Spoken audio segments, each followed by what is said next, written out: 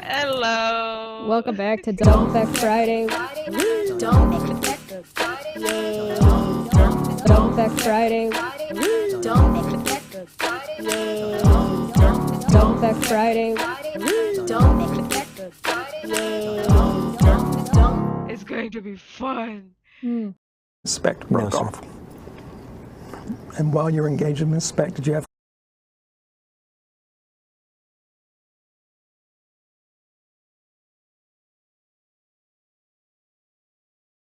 There we go. We should be in there. Sorry, it took me just a second there. I had like something playing back in my ears and I was like, where is this? It's like, oh, it's my own stream. Of course it is. Why wouldn't it be? Man, I don't know. Vic's already playing in the background. This man has no patience. Yeah, nah. All right. We're back. Welcome back to Dumb Fekk Friday. I'm Chesh. This is Maanyaa. If you don't know us, hello. Prepare to be angered and enraged. One way or another. There is no winning. Release your anger, with me. Flow through you. I'll help you release your anger in a reasonable way through a good channel. So join me and pledge your loyalty to me, and I will rage for you. Oh man. Alright, so today we're going to talk about Vic Mignogna. Who is that? Vic Mignogna. I don't know, whatever you want to call him. Oh. For anybody who doesn't know who Vic Mignogna is a relatively well-known voice actor. He's become a little bit more well-known. He's a little bit known to be notorious for being a little bit problematic, either at cons or just like to work with in general. There's kind of like that's been known for some time. And back in 2000, it started to kind of blow up a little bit more. And then back in around 2014-ish, things kind of exploded. Holy shit. With a whole ton of accusations of harassment, and it involved minors, and he got banned from conventions. Funimation dropped him. Rooster Teeth dropped him. And then there's been litigation that went on for about 5 months back in 2019. And the reason we're talking about it now is that it has finally come to an end. He lost his litigation. Then he appealed it. He lost the appeal. He appealed it again. And he lost again. It got denied again. So that's the very, very TLDR of what's gone on and why we're talking about it. You know what it tells me? A certain someone who has filed an appeal, which is due by end of 15th of September, maybe that might also get rejected. I'm just saying. I mean, I guess we can take a look at this one and see. To be clear, this is about 190-ish filings in this legal case. It's huge. And we're not going to go all of it. There was depositions, but if there's one thing that anybody should learn from this is don't take legal advice from internet lawyers. Oh my god. Tell me about it. Oh yeah, who was his lawyer? Some friend of Rakita Law. And that lawyer who represented Vic was an estate was an estate lawyer? An estate lawyer, yes. For a defamation and a tort case. Shit. So to be clear, the litigation that Vic Mignogna filed for was tort and defamation. The defamation was against the voice actor who played Bulma and one other Funimation employee. He also went after tort for them and Funimation, which is basically interference with a contract from a legal standpoint. Because Vic Mignogna was not an employee of Funimation. He is a contractor because he's a voice actor. Most voice actors are contractors. They're not. They're hired via contract. Smitty from the live chat. Chesh, you are a law channel. I hope I'm not a... Am I a law channel? Is that what happened? I think so. Oh, knows. So, need to adjust my camera. It just keeps giving listen, up on me. You know what? You can take advice from whoever you want. Monica Real is the name of the voice actress. She was also one of the voice actors, if I'm not wrong. Yeah, Bulma. Vic Mignogna, that's him. Right, that we're looking at right there. He is the voice. He's done a lot of voices. Tamaki from Uran High School Host Club. Full Metal Alchemist. He played Edward. Ed Elric is the main title character. He's the voice of Broly in Dragon Ball Z. He's been in a lot. Yeah, he was a minor character in Attack on Titan. He was in Ruby until Rooster Teeth dropped him, and he was in the Morose Monoken, I think is what it was called, on Funimation until Funimation also dropped him. Oh no, doesn't look good, does it? I mean, he's had a bit of a rough time. Yeah, and Chesh and I went through some of the filings that lawyer did for Vic. It was hilarious. Oh my goodness. There's a Twitter thread about it, isn't it? Yeah, that would be great. Yeah, I have that. Hilarious. I have that. Oh I have my that goodness. pulled up. We'll go through that. But before we do that, so we're gonna focus today on so there's a lot of community discussion about like Vic Mignogna getting Me Too'd, or there was a hashtag of Kick Vic and I stand with Vic because there were people that didn't want to go to conventions that he was at because they either didn't like him or they didn't trust him or they thought he was like creepy or whatever. There was also a lot of accusations with him being inappropriate with staff. That was a long running thing. But basically he was a prima donna and was an asshole to staff members allegedly, and cons just didn't invite him back. Because they were like, and if people talked about it outwardly, they also got, like, if you were a staff member, you wouldn't get hired back if you talked about what was going on. So, most of that stuff is all, like, alleged. There's not a whole lot, outside of it being, like, one of those sort of untold secret-y type things amongst con-goers. There isn't a whole lot of, like, that was never in litigation. So same with like the accusations of assault or accusations of sexual harassment. They were not litigated. For context, most of these stories of things that had happened were in the 90s at conventions. And conventions are notorious for having sexual harassment at them because, people dress up in sexy outfits and people think that's a okay sign to go grabbing and touching people and shit. Didn't we have a female cosplay player who would go around? She would cosplay and she would interview other cosplayers at these conventions, and she would get very, very inappropriate with them. I can't remember her name. I don't know what her name was, but she was then banned from all the conventions. She wasn't allowed. Yeah, on majority that's happened of them. On more than one occasion. There's been like conventions they've gotten better over the years, but we're talking about the 90s. So nobody had a smartphone.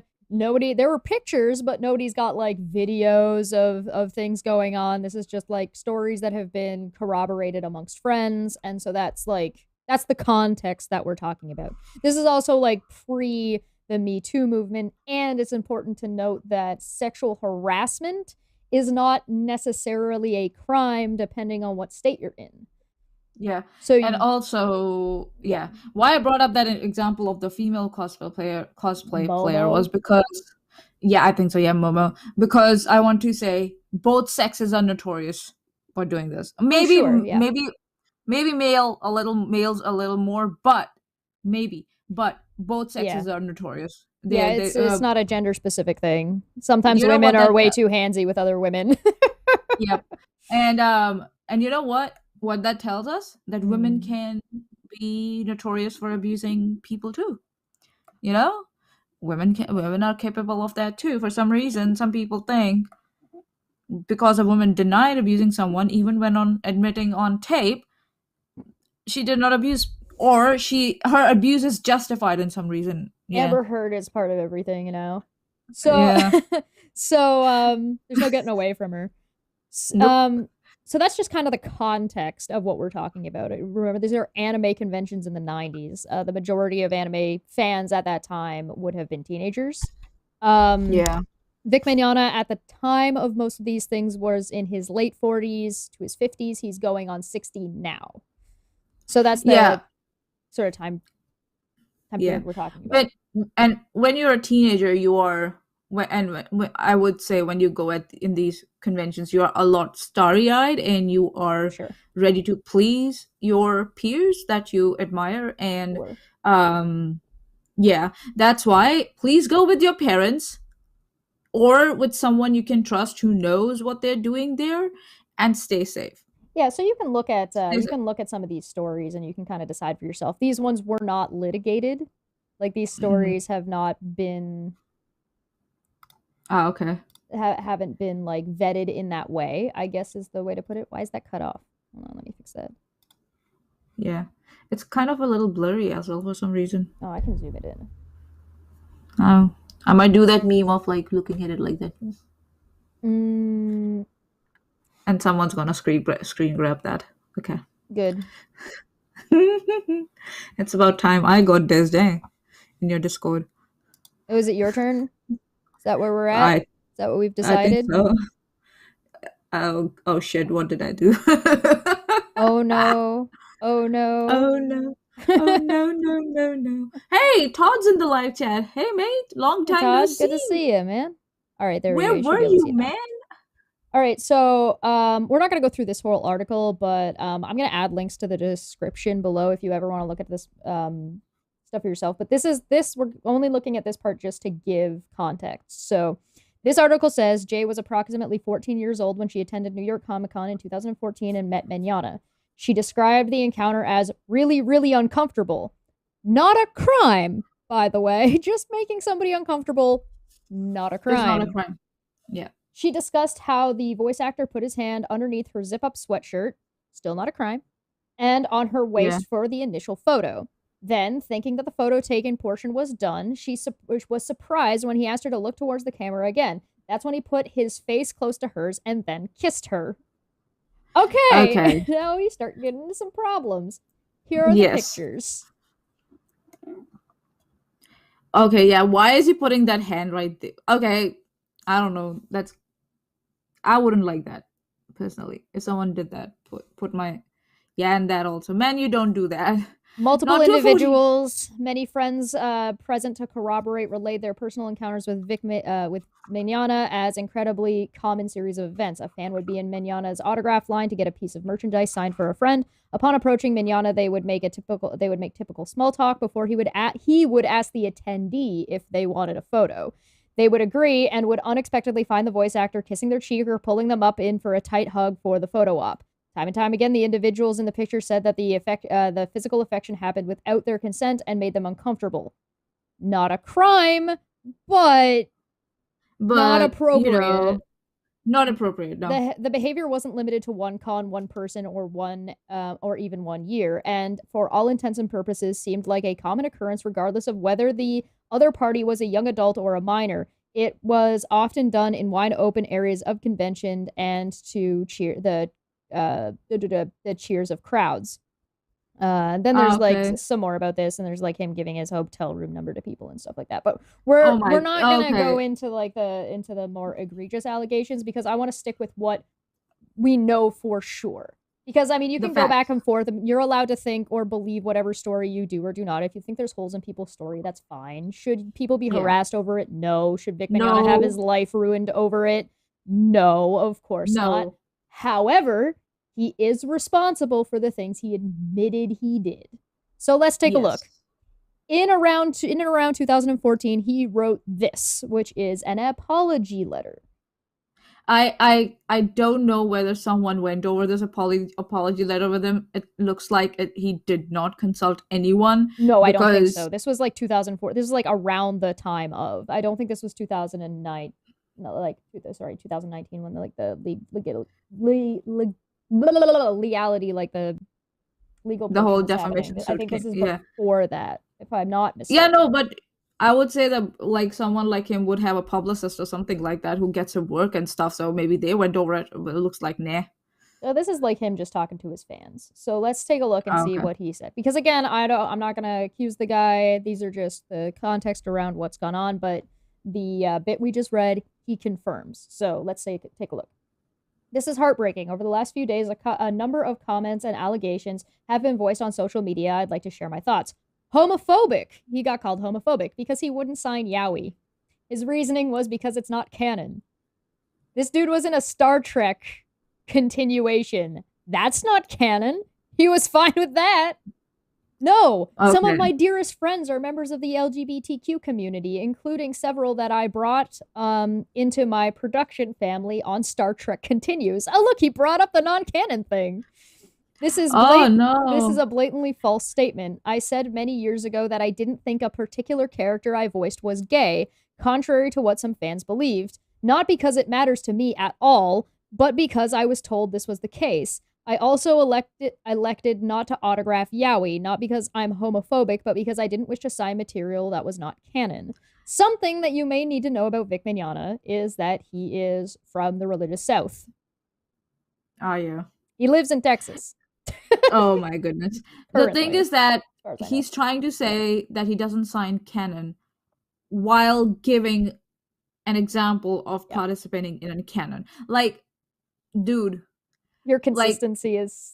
Yeah, I don't think so he'd even thought about it. He just sat down, typed it, and just hit enter, and then... Well, just say sexual content made you uncomfortable. That would have covered your bases. You would have been fine to be like, I'm not big on signing, like, sexually explicit material.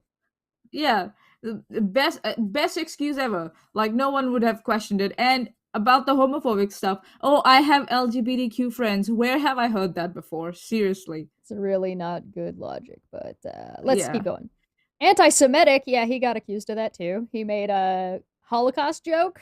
Oh, God. A little bit in poor taste. Maybe not at an event where he did. He also was encouraging people to take masks off at an convention in 2022. Oh, yeah, we saw that. Yeah.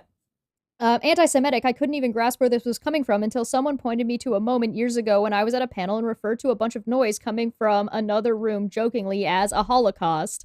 I don't think that's anti-Semitic, personally.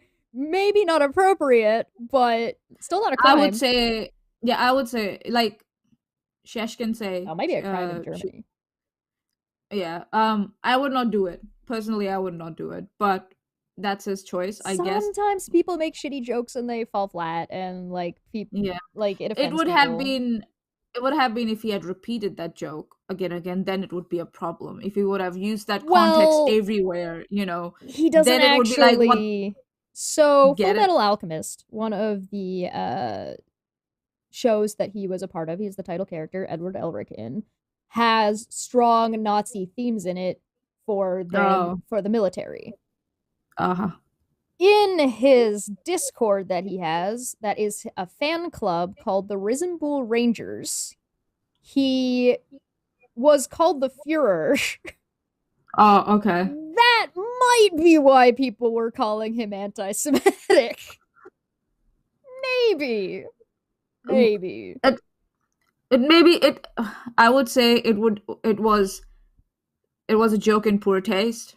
Well, I guess his fans started calling him that, and as I watched his deposition from 2019, he claims that he did nothing about it, though he thought it was inappropriate. He was like, I didn't do anything about it, and it faded away, and it just stopped.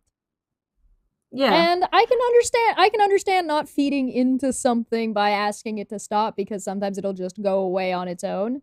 Yeah. And also, like, and in the next line, he admits he could have chosen a different word, so... Yeah. He realizes why it would be wrong.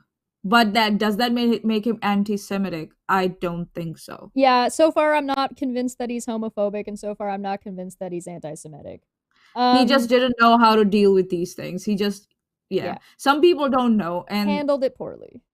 Yeah, and don't know how to express PR it. person. Exactly. Hire a publicist. But not Amber Heard's. No, don't hire Amber Heard's publicist. Vic Mignogna, if you're watching this, hit me up. We're trying to give you as fair of a shake as we can.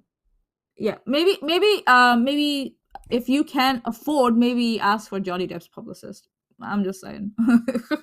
If you can afford. But I guess I don't know if you can now. But yeah. I'm not trying to make fun of you, dude. Just giving you advice. As I said then, it was a metaphor for Armageddon, death, and mass destruction, not the Holocaust. Yes, it was. Okay. Could I have chosen a different word? Sure, in retrospect, I could have. And of course, I am sorry that it offended anybody. Okay, cool. Moving on. I sincerely apologize to. Well, he said sorry, and he didn't do it again. Oh yeah, yeah. That's right? What the thing is. Like you, the thing is that you can really see how a person is sorry by whether they repeat that mistake again or not. You're right, or maybe he could have worded that also. I'm sorry if it offended anyone. He should have just said, "I'm sorry, I used that word. I won't use it again." Yeah, there's some not tell other people things, but yeah, I'm more interested in like, did he do it again? Like your wording and your presentation is bad, but did the behavior change? As far as I know, no one reported him. Yeah, no one reported him doing anything like that again. So, right, okay. I sincerely apologize to any convention staff member who ever felt I was anything less than kind and grateful to be included in their event. Unknown to most staffers, contractual agreements made in advance with cons were occasionally not honored when I arrived, and that made me frustrated. That does not excuse making anyone feel badly, and I am deeply sorry. So he's been shitty to staff members that he admittedly... He admits that. But we don't know the extent of it. We don't know the extent of it. Yeah, how no far details. he went. Mm-hmm. You know, some people deal with change to schedule, or when you arrive at a venue and all that shit, very gracefully. Some not much so. But we also don't know how far he went with that. Cons can be stressful. Yes, they can be stressful with all the traveling and stuff. This is where you run into problems. From my understanding, that did not actually get fixed. Yeah. He continued to be like basically a drama queen or like a diva, basically. But that's why you need a publicist. I will continue. I would also like to sincerely apologize to anyone who ever felt my interaction with them, a hug or a kiss on the cheek or forehead, was crossing a line. And there now we've got the admission that he has been hugging and kissing at people without their consent. Yeah. I would say, like, unless a fan asks you, you shouldn't do it. And also, you ask your fan, how would you like to be hugged, or even close contact. If they're asking for a kiss, then you ask them, like, is it on the cheek? Is this cheek okay? Is this cheek okay? Okay, I'm going in for a kiss. Let's take a photo. And still, like, go for minimum contact as possible. Not like go and whisper in their ear at the same time as you're kissing them. Like, we've seen some pictures this guy took. He just went all the way in. And I was like, dude, yeah.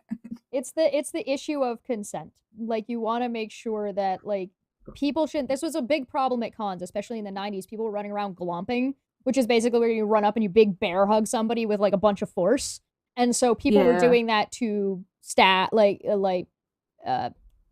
cosplayers. Yeah, people were doing it to cosplayers. People were doing it to guests. People were like, guests shouldn't be assaulted and glomped. Like, I'm pretty sure this happened to Markiplier while he was like injured, and he like shoved somebody who ended up falling on the ground because he wasn't expecting them. And I think it was him. I don't remember. There's a few stories about this. It was banned. It was like, you're not allowed doing that anymore. Yeah, of course. I don't like people if they come from behind me. I just go for the punch. If someone comes from behind me and tries to touch me. People without talking to them. I just go for a punch. Yeah. One of my university colleagues tried to do that, and I nearly like missed him like my nose. Like, just my punch went across his nose, and he was like, "What was that?" I'm like, "Don't do that to me without my permission, bro." And he didn't do it again. So exactly. It's one thing. Like, and here's again the problem: did the behavior stop? Yeah.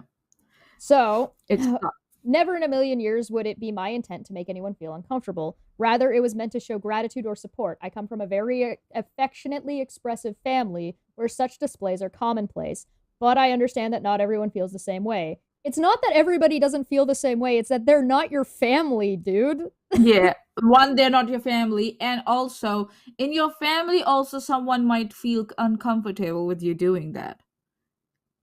You should be asking for consent in your family also. I know, like, Italians go for go for the like lip kisses and all a lot of times, Mm-hmm. but you might have an odd one out in your family who does not like that, who does not like to be touched, for some reason or the other. Don't assume consent, even with your family members. I would say never ever assume consent. Hence, I will not be interacting in the same way with fans in the future. Understand this is the climate we live in, and this is how it has to be. To my fans who ask me for hugs, etc., I'm sorry, but please know that I am no less grateful or supportive of you. And there you can see he's missed the point. Entirely. That's why it's like, why don't people get it? It's about consent. What about the concept of consent do you not understand? And why is it the two extremes? Either it will be your way or the highway. Why is it like that? Why can't you come to the middle and compromise and understand and learn and grow? Like, the point, whoosh. Yep. Finally, any allegations of sexual harassment, sexual assault, or most disturbingly pedophilia are completely and utterly false. My heart weeps for anyone who endures a violation of this kind. So to be accused of harming others in this way, I have no words. So the reason why pedophilia came up is because the fans he was like hugging and kissing that he admitted to, which by the way would be considered sexual harassment or could be considered assault depending on where you are, were minors a lot were of times. Minors. Yeah. So and there was one fan, if we saw the picture in the article before, they showed that he gave them his number and his even hotel in the room number and all that shit. And you're like, why are you giving your number to minors? Why? Just why? So, yeah. This person was allegedly 15. Yeah. So, why? Just why? Like, no. There's also been some questions around like the toxicity of the Risen Bull Rangers, his fan club, and when I was listening to the Deposition, which I definitely encourage you go and watch and check out for yourself. I'll link it down below. There's a playlist. Yeah. There's a bit of an issue where it comes to like the management of that. Oh. Like Vic Mignogna's problem is basically like at best is a comedy of errors and like negligence. I would say more negligence than comedy of errors, because we have seen someone doing that in the past, being negligent of their Discord community and how it has blown up in their face. Right? Steve McRae, I'm calling you out. You fucking left everyone in your Discord at their own devices, never interacted with anyone in there.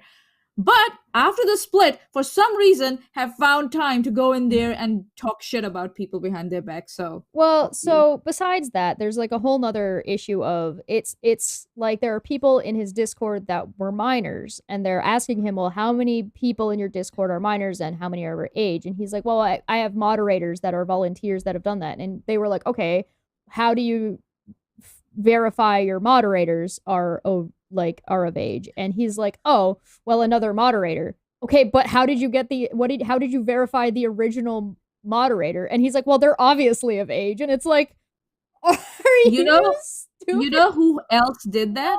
No. There's another example of who did that. Eugenia Cooney.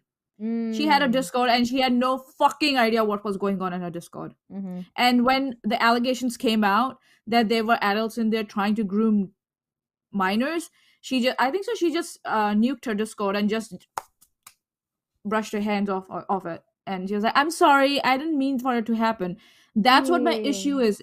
If you have a Discord server, you're responsible for it. Even if someone else is looking for it, go in there and check it from time to time, because if something goes wrong at this level, you will be held responsible for it, not your moderators. So anyone who's hearing me out, and also people, if you're part of a Discord server, make sure one way or the other that you're interacting with adults, not minors.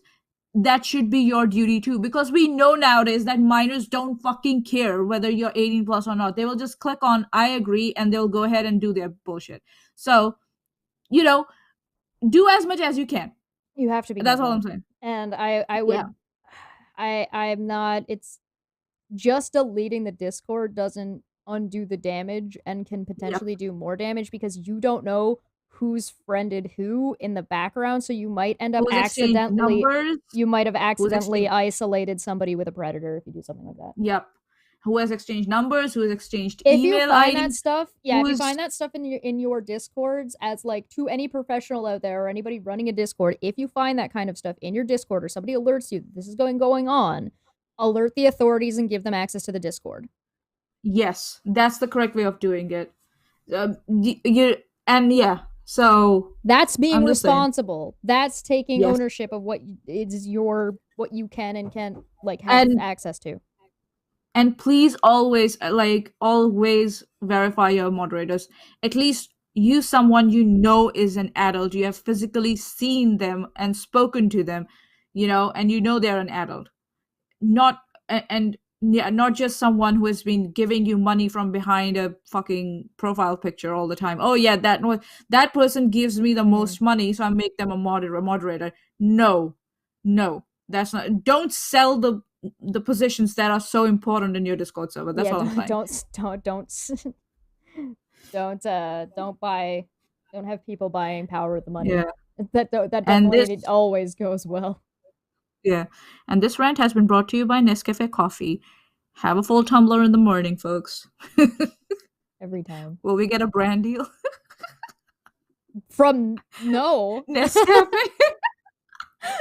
Somebody alert them to this stream. Maybe they'll come and talk to me.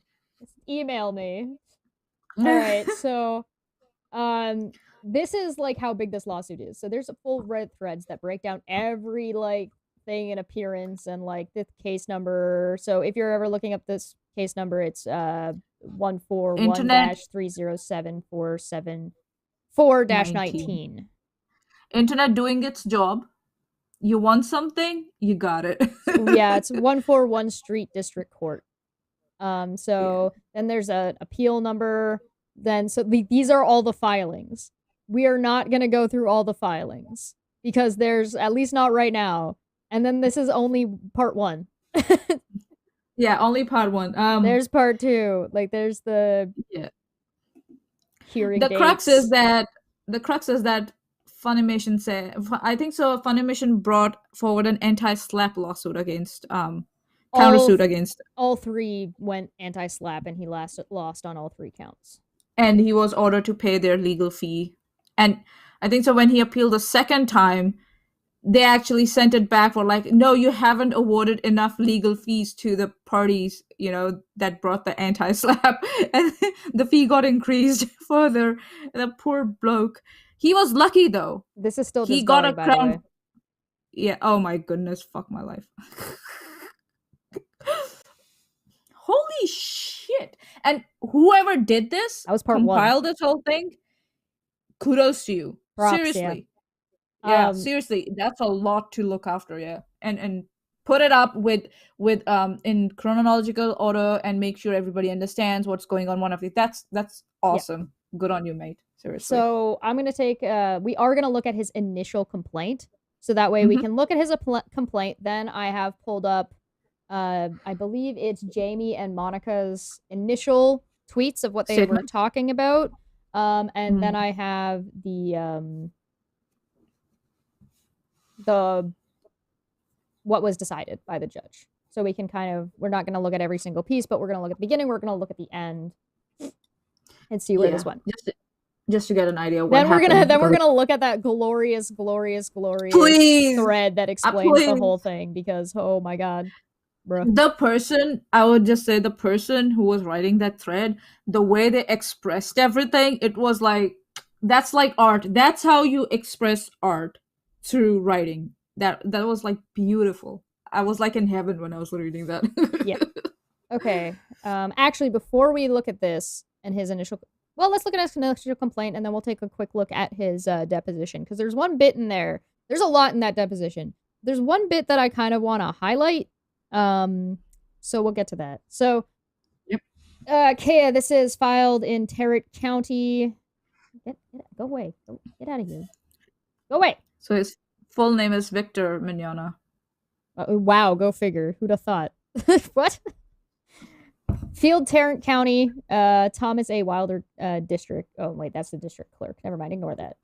Tarrant County, case number 141-307-474-19, plaintiff Victor Mignogna, Funimation Productions, Jamie, Marshy, Monica Real, and Ronald Toye, who is somebody's husband. I can't remember which one, are the defendants.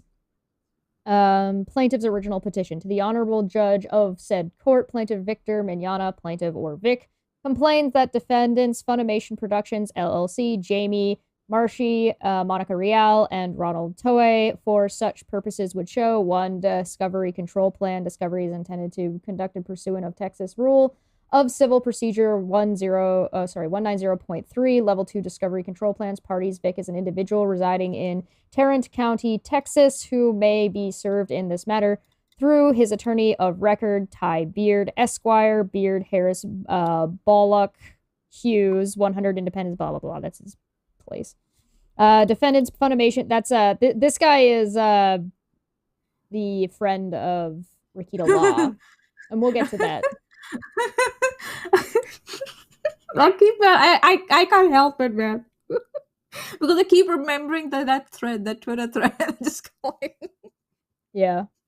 Sorry, I'm so sorry. Maanya's jumping ahead on us.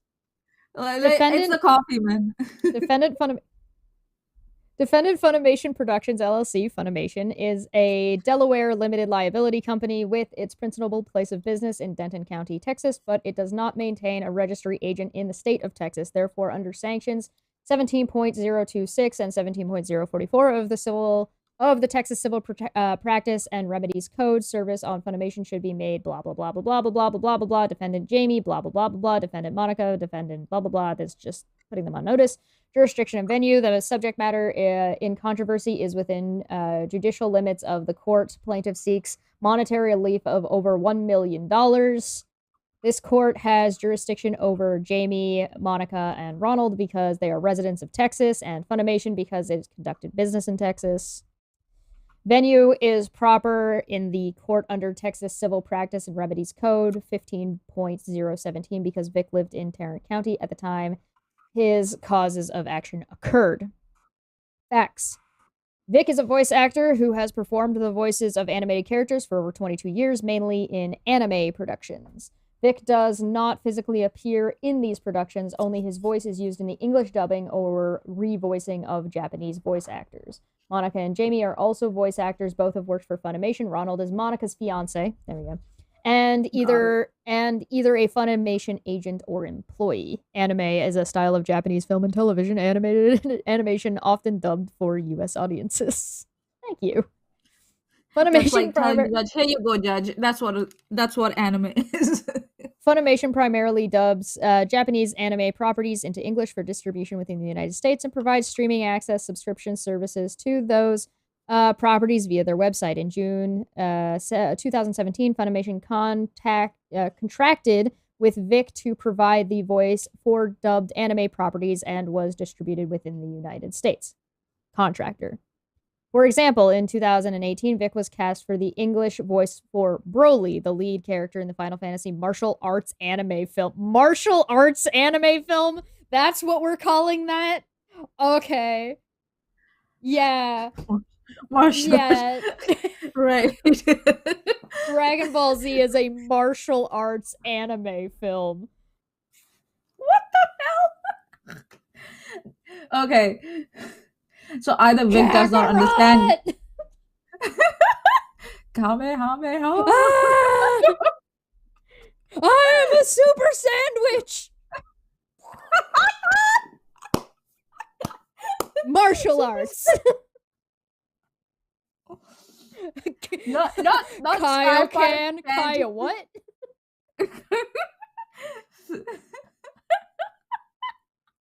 I would not describe it as a martial arts film if you couldn't tell from my little performance there. But okay. He became a super sandwich today. I don't know if this is a good description of Dragon Ball, but sure. Didn't Vic realize that what his lawyer wrote in that? Like, either his lawyer didn't understand his Ty Beard. He's the one who would have had to write this. Rakita Law's buddy called. But Vic didn't check it at all. Like he's like, dude, this is not a fantasy martial arts film. What are you talking about? I mean, it's fantasy, but it's not a martial arts anime. Yeah, best it's a fighting. It has a dragon in it. I don't know. Is Shenron in that movie? I don't know. It's not Does martial arts just count as punching people so fast that we don't have to animate it? I wouldn't call it a martial arts anime. I would call it a fighting fantasy shonen. It's a shonen anime. Or high action or something like that. Sure, whatever. Anyway, I'm splitting hairs over some dumb nonsense. Anyway, the cast also included Monica. Dragon Ball Super Broly was released. Broly's basically a kaiju. It's basically a kaiju monster. He's just smaller. Yeah. He's still pretty big, though. Dragon Ball Super Broly was released in the United States on January 16th, 2019, and was an instant financial success for Funimation, earning $7 million on its first day and $24 million within the first 5 days of its premiere. In addition to his voice work, Vic attends fan conventions, approximately 35 to 40 per year. He earns a sizable income from appearance fees guaranteed by contract with the convention producers and from signing autographs, taking photos with fans, and appearing on guest panels as a representative of Funimation. So, right, like when you're doing this, you're a guest and you're invited. You're representing a band. You're representing your brand, and you're representing the brand of the anime that you're part of. The same way if like Patrick Stewart goes, he represents a lot of things between Star Trek all the way through to X-Men, potentially, depending on which con he's like at. Sam Harris would do. Like Sam Harris would do when he's sitting and talking to someone. By January 16th, I don't know if it doesn't seem clear whether or not he was contractually obligated to go to any of these conventions because Funimation told him to go, but we don't have his contract with Funimation in front of us, so don't know. But yeah, the only thing we know here is that he does get income from appearances. Mm-hmm. Mm-hmm. He gets paid for appearances. By going to the cons, he makes money, yes. Yeah. So by January 16th, 2019, he already accepted invitations with dozens of conventions for appearances in 2019. Dozens? I thought you were going to 35 to 40 per year. What happened in 2019, bruh? On January 16th... Why? I don't know. Yeah, go on, sorry. On January 16th, 2019, the day Dragon Ball Super Broly released in the United States, Monica liked and retweeted the tweet from somebody with a Twitter handle, Hanlia, that accused Vic of being a homophobic, rude asshole who has been creepy to underage female fans for over 10 years. Oof. Oof. Sony owns Funimation, by the way. What? Sony? Holy shit. Sony's Shortly thereafter, everywhere. Sony Pictures Television Inc. and Delaware Corporation Sony acquired 95% ownership interest in Funimation for $143 million. Funimation was valued at $150 million. So shortly after the Broly movie. 3. This is just in reference to somebody. Okay, so you're gonna have a hard time getting somebody on liking and retweeting somebody calling you a homophobic, rude asshole who's been creepy to underage female fans for over 10 years. Because it's kind of vague. But let's keep going. Posts on this social media platform, twitter.com, are called tweet. I'm not reading the explanation of what Twitter is. We all here know what Twitter is. The next day, maybe in that time, the judges didn't understand it because it was kind of new, I guess. The next day, Monica liked and retweeted 2 tweets by Caitlin Saucedo. I don't know how to pronounce her last name. Caitlin Saucedo. Saucedo. Thank you, Saucedo. This is Mars Girl. For anybody who knows, she used to be part of Channel Awesome. I like her work. Posted under the username Mars Girl that accused Vic of great volumes of sexual misconduct. By the way, he's already admitted to that. He already said he was hugging and kissing people without their consent in his apology. So, what's the problem, bruh? Urged Funimation to reconsider hiring Vic Mignogna as a voice actor in the future and initiating the hashtag KickVic. So this is actually under contention from what I looked up, that it might not have been her who started the initial hashtag, that it might have been actually Vic's fans who started that, saying, hey, they're trying to kick Vic, and then like the people who didn't like him adopted it. But I'm not 100% sure. It's a little hard to follow. The repeated attention that Monica, Jamie, and even Funimation's agents, employees, or business partners gave Hanlia's and Mars Girl's accusations caused their tweets to go viral. About the same time, one or more defendants began actively defaming Vic directly to anime conventions, speaking of investigations and Vic being fired. So, given his admitted behavior towards staff and towards people, I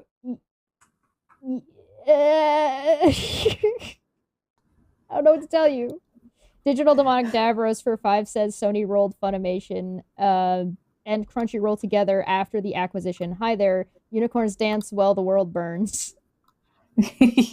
Barely a week later, Tammy Denbo, a Sony executive, informed Vic that she was investigating 3 allegations of sexual harassment against him. One, Monica alleged to have occurred 6 years prior at a convention, not any Funimation or Sony facility or event, when after she wrote her name on a jelly bean and gave it to him. Vic ate the jelly bean and joked that he ate Monica. Vic denied any sexual suggestion. He was joking in response to a fan asking if he could be poisoned by the ink. Another alleged inappropriate conduct between Vic and 2 fans, not Funimation or Sony employees, at a convention 3 years prior. Again, not any Funimation or Sony facility or event. Vic emphatically denied any inappropriate conduct. The third allegation involved a single consensual kiss between Vic and a Funimation employee who was Vic's friend. Denbo's telling Vic that her investigation was a confidential matter did not stop Jamie, Monica, Ronald, or other Funimation employees or business partners from urging anime conventions and other studios to terminate their contract with Vic, telling some that Funimation was conducting an investigation into allegations that Vic was a sexual predator, or that charges were being filed against Vic and he would soon be arrested, or tweeting details about the investigation. For example, Ronald would tweet on February 2nd, 2019 that Vic is a predator based on Ronald's insider knowledge about the Sony investigation. The fallout from the defendants' actions was swift. On January 18th, 2019, the Phoenix Fan Fusion convention canceled Vic's appearance. A few days later, on January 26, 2019, Ronald tweeted that Vic was a predator, a charge Ronald would repeat in at least 15 more tweets. Shortly after, the Ranger Stop convention canceled Vic's appearances. So, something to note here, as far as I was able to find, conventions had, in fact, banned him via their own investigations and like their own complaints that they also had in the background. None of those have been publicized, though. So I don't know what's in those. We don't know what is or is not legitimate, or what they decided, or how they came to those decisions. So yeah. If you go back, can you go back to the previous page for me? So a little up, yeah. So here he says Vic denied any sexual suggestion. He was joking in response to a fans asking if he could be poisoned by ink. Another alleged inappropriate conduct between Vic and 2 fans, not Funimation or Sony employee, at a convention 3 years prior. So he's trying to establish that does it matter? It was not funny. Was it if it was Funimation or Sony employees? Yeah, he's trying to say, I think the argument is that because the event wasn't Sony or Funimation related, they don't have any right to cancel their contract based on that. And we know that people get fired for Facebook posts. Yeah. And also, you are representing a brand. It doesn't matter wherever you go, it's going to get affected. If you're representing a company, their reputation will get affected. So yeah, I don't know. It was very strange. I would like to see like a standard Funimation contract, like for a voice actor. I'd love to see that, because I would not be surprised if there's like rules, like the same way if you work for Disney. If you work for Disney, there are rules and expectations about how you're expected to behave and act. one of the reasons why Johnny Depp got like away with being like outside of like the Disney squeaky clean brand was because the character he was playing was not a squeaky clean standard Disney brand. Yep. And also, like, still, like, no one ever complained about his conduct. He did go to, like, you know, conventions and stuff and all that. Nobody has ever come forward and said he has been inappropriate with them. Yeah. What do you mean? Johnny Depp, like Vic. Like, sorry, I thought you were talking about Vic. I was like, no, lots of people said that. What do you mean? No. Sorry, Johnny Depp. Yeah. Nobody's come forward. So. Yeah. Again, I'm not trying to go off of allegations. I'm going off of what Vic said that he did in this apology. Yeah. He's already talked about what he has and has not, and then we've also got the images, right? Yeah, and also if you note in that that confirms filing, what he said. Oh, sorry, this one. Yeah. Yes. And if you also note in that filing, he denies sexual misconduct. He's not denying that he was kissy or he was hugging people. Yeah, this is a word game. Yeah, and I get it when you're. It's legal. Putting in filings, it's legalese and all that shit. So, but when you read between the lines, there's a lot. Well, and this is the thing. I don't want to attack somebody off of something that I can't verify, right? I can't verify what is and is not in Funimation's contracts. I can't verify what is and is what investigation went on because Funimation never published that investigation. I can't verify what investigations cons did or did not do. I can say that the cons said this. Funimation said this was the decision they made. They decided not to have Vic be a part of their convention. Now, if that was because of their own investigation or if that was because people didn't like him and didn't want him at the con, whether or not the allegations are true in their entirety is only partially relevant. And it's only partially relevant because he already admitted to being inappropriate with people. Yeah.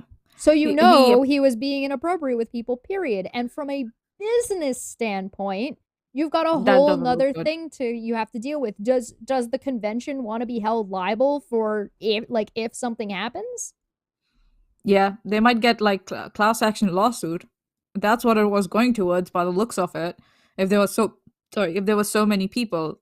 And also, like, I can understand that he's if he was worried about someone tweeting excerpts from investigation, like he's talking about that tweet, like that someone tweeting and called them a predator, that might be something to go on. But then you have to choose your battleground. Why in Texas, where there's anti-slap? Why would you go there? I don't get it. Is it because Funimation is based there? All of them were in Texas. Funimation's got Texas. He's in Texas. All three of the people he's going after are in Texas. Like I don't think there was any getting around that. Yeah, what he should have done was, he should have, whatever the investigation happened, he should have said, I have not been represented fairly, but I still understand that you're in your you have the prerogative, whatever. Can you please make sure that the whatever was in the investigation doesn't go out? It stays confidential. That he could have requested, in my personal opinion.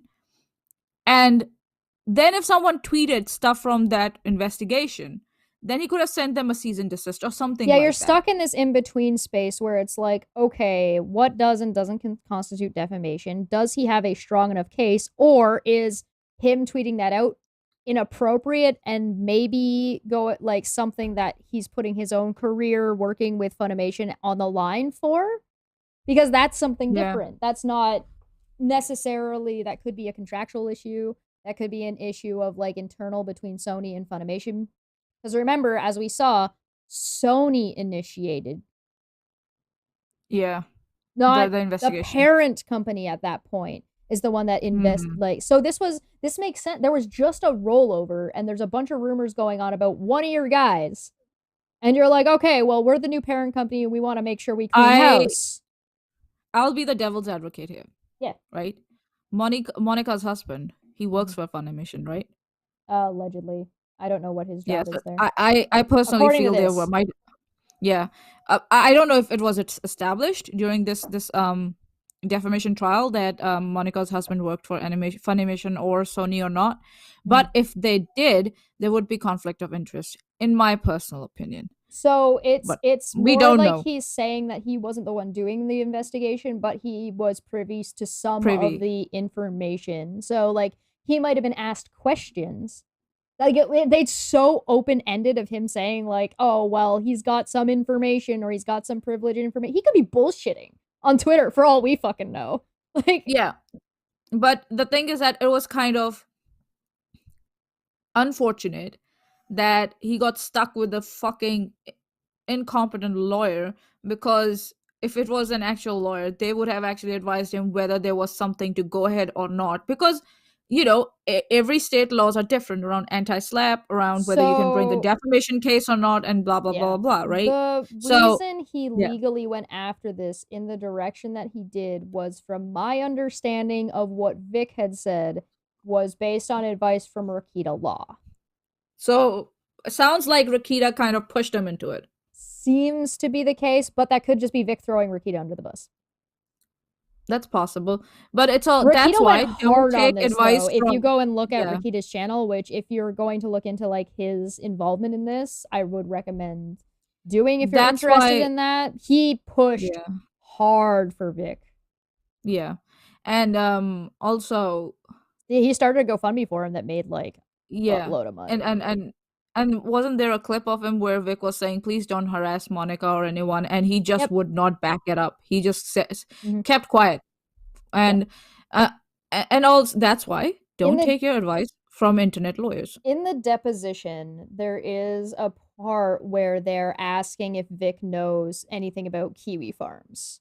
Because Monica was or what doxing was, or that if somebody would ever get doxed. And then there's like files that they have that have names of people from his Discord, and they're like, well, do you know what if she's underage? And he's like, well, yes. And they're like, well, how do you know she's of age? Well, she has a job, she's obviously of age. And it's like, how did you verify that? How do you know she has a job? Obviously she is. But then they're like, do you know anything about Kiwi Farms? And he's like, it's an information website, as far as I know. I don't know. And it's like, but we also know that Rakita is like well into Kiwi Farms. Yeah, he covers Kiwi Farms a lot. He covers Kiwi Farms all the time. So now you've tied Vic to Rakita, to this lawyer that he's got, to Kiwi Farms, to this fucking GoFundMe that Rakita started for him, but apparently Vic has nothing to do with, even though they're using his face and name, and he has no control over where any of that money goes or any say in it whatsoever, and he's just okay with it. It's so bizarre. It's so strange. Smitty from the live chat, underage kids can have part-time jobs. Yes. That's why even if someone says they have a job, is not a guarantee that they're going to be an adult. Yeah, he said that she was in college and had a job, or graduated college and had a job, but he had nothing that actually verified that that was the case outside of the person's word, and this is a Discord account. Maybe, and where was I? This is the only time I'm going to call out Kiwi Farms. Not call out, but kind of go like wink wink at Kiwi Farms, because they did a great service when they exposed Creepshow art. So I'm just asking, hey, Kiwi Farms, do you know if Rakita was like on your pages and somewhere at an anonymous account somewhere?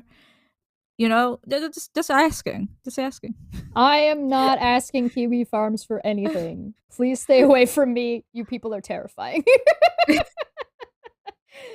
I mean, it takes dedication to do what you do, I guess. But nope. It's like when you go with like free speech goes extreme. When free speech just goes on extreme without any consequences, that's what Kiwi Farm is about. Yeah, so, and hiding behind anonymity and all that bullshit. Also, like, so yeah, I that's why like Rakita Law kind of what it means is that it means you untrustworthy. Yeah, it means that you know that there's like a handful of people that are just shit stirrers that are part of the situation. So there may be some extreme accusations of like sexual misconduct against Vic Mignogna that are just straight bullshit stories that have just been made up by some fucking random account who's just like, haha, fuck you. I'm gonna stir shit up today. I chose violence. Like they woke up and chose like violence. just baiting Vic, and it seems to me that he probably got baited at least once or twice. Like, it sucks, dude. And like, but the thing is like, if you watch the way Vic has handled this through the whole situation, and the fact of the like the way he deals with his Discord and the way his Discord is laid out, he's been cultivating a group of defenders and people who are like all for him. Yes, he's and then he's like, well, I'm not responsible for what my fans do. It's like, no. You don't get to do that. You gave them a place. You gave them a place to congregate behind anonymous accounts and talk shit and bullshit, share information. You gave them that platform and a place. You are responsible for that. There is certainly a situation where you can say, hey, listen, you're only responsible to what your fan base does to a degree based on what you've cultivated your fan base to be. If you've cultivated your fan base to be a bunch of YOLO minors who are a bunch of shit posters that are going to defend you tooth and nail, then I don't know what you were expecting when you encourage them to defend you. And then you punish them based on what people are or are not doing to you. Based on this apology. Oh, I'm really sorry to any fans, but I can't interact with you anymore. I'm not going to be surprised that this excerpt came up in the anti-slap from all three. They would have like, what was this, dude? Why did you post this? What was this about?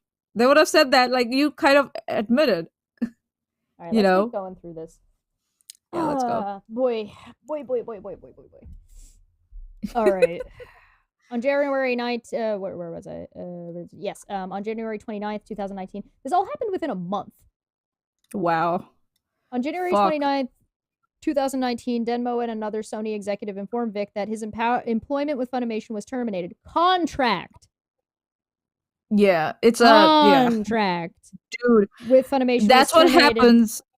Following Denbo's investigation. On January 30th, 2019, both Anime NYC and Anime Milwaukee conventions canceled Vic's appearances. You also, by the way, don't know who's talking in the background between Funimation and the conventions. It's possible that Sony and or Funimation was in the background saying, yeah, this guy doesn't represent us. If people were calling to find out what was going on, to say, hey, we want this guy at our con, what's going on? And they're like, nope, sorry, he's not with us, da-da-da-da-da-da.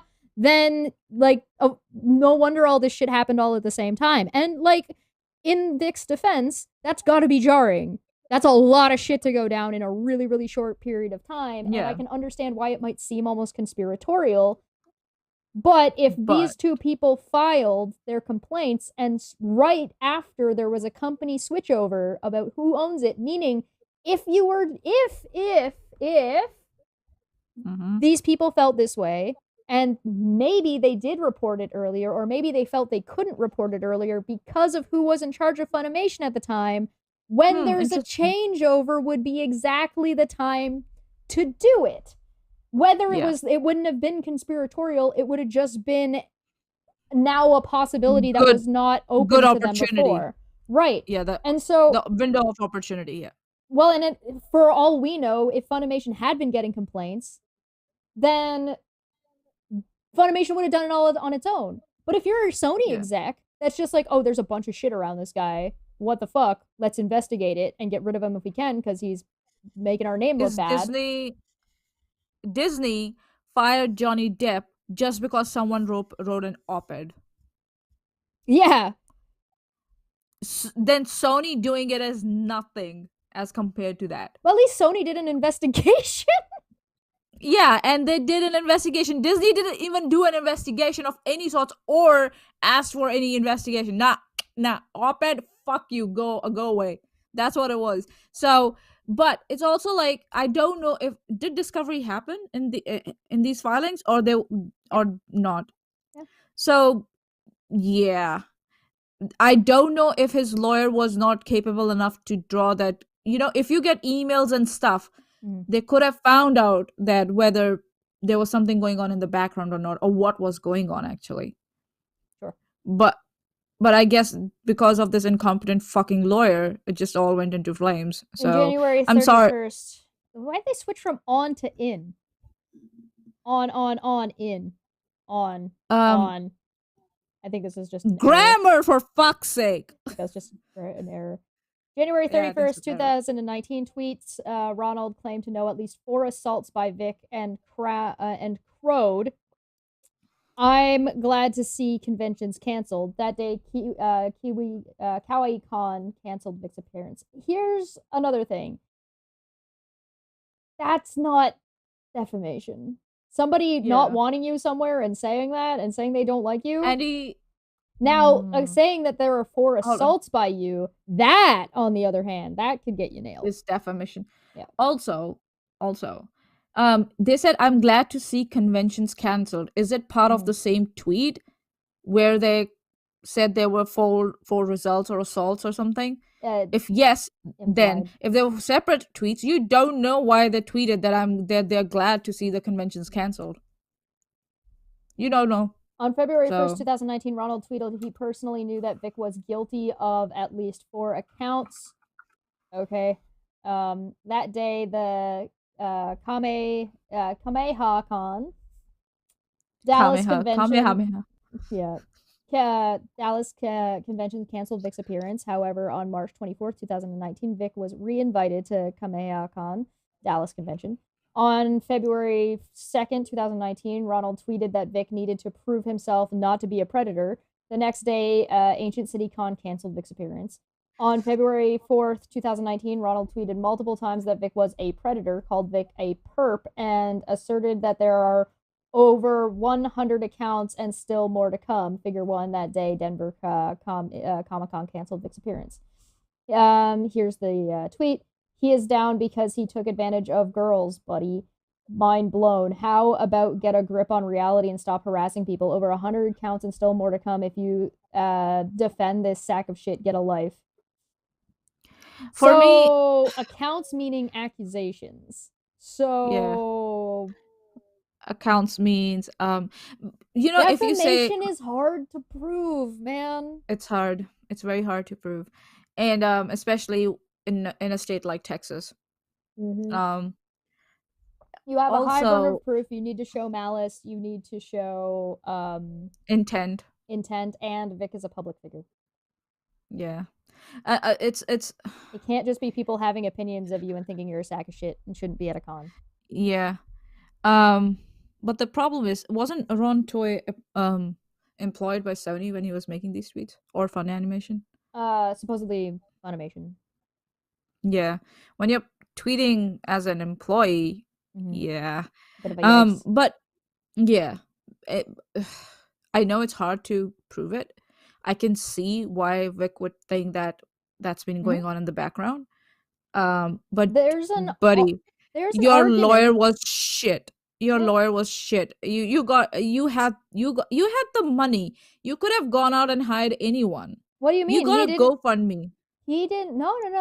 He didn't have access to that GoFundMe money. All of it went through Rikita. Oh, that's what he said. That's what he said during the deposition. He didn't have access to that money and had no control over it, had no say over it, and didn't endorse it or anything, except that he. So maybe he didn't even get a choice on who to hire as a lawyer, by the sounds of it. Well, he had a different lawyer hired, then switched firms to Rikita's buddy. Maybe because he wasn't releasing the funds. Oi, Rikita, you asshole! No. Just speculation.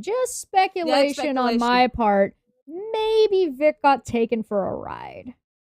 Yeah, and it wouldn't be the first time. $200,000. It wouldn't be the first time that we've seen shitty people encourage somebody to make shitty legal decisions because involving shitty internet lawyers. Yep. So again, whether or not you Kyle Curtis. Right, whether or not you believe whatever you believe or don't believe about whatever accusations there are or are not against Vic, between what he's admitted to, because now you have to get into language. 100 accounts of like, and like what does Toye when he says assaults, what does he mean? Can he argue that you admitted to hugging and kissing people without their consent, and that's the terminology he's using? Because he's not using legal terminology? Yeah, because 100 accounts could be like 100 people came forward and said he made them feel uncomfortable. And is it malicious to... here's the other argument. If you have to prove actual malice, can you prove actual malice towards Vic, or could Ron argue that he was trying to protect other people? Yeah. Right? So there, like, the bar, the threshold is so high. Very high. Yeah. That's why you need to have a good publicist who knows their job and tells you how to behave and how to even react to certain, you have, what do you say? You have, like, we have, like, operating procedures where I come from, a step-by-step, guidelines, of what to do in certain situations, right? So they would give you something like that, okay, if the convention messed up something, your accommodation, whatever, this is how you deal with it. Right. If an employee is not performing to your expectation, or you're not getting something, this is how you channel, this is how you lodge a complaint if you are not happy, all that bullshit. But by the looks of it, this guy was just a loose cannon all on his own. Well, I want to point out real quick, just from his Wikipedia, where he was born in Pennsylvania, blah, blah, blah. He graduated from Liberty University with a degree in television and film production, taught English and speech at Trinity Christian Academy in Jacksonville, Florida. Mignogna helped produce and arrange some DC stuff. He was a summer seasonal officer with the Ocean City Police Department. In 1990, he moved to Texas, where he was a film and video production instructor at the Art Institute of Houston. Here's the thing that I want to talk about real quick. Liberty University. Is it a Christian university? But still. A private... No. Hold on. Okay. A private evangelical university in Lynchburg, Virginia, founded in 1971 by Jerry Farwell Sr. and Elmer L. Towns. It's among the world's largest Christian universities and the largest private nonprofit universities in the United States by total student enrollment. Most of its enrollment is online courses. In 2020, for example, the university enrolled about 15,000 in its residential program and about 80,000 online. It consists of 17 colleges, blah, blah, blah, blah, blah, blah, blah. Okay. But I'm talking with my mic switched off. He was in the police department. How he did not know that what he was doing was not appropriate? Seriously. Like, nah.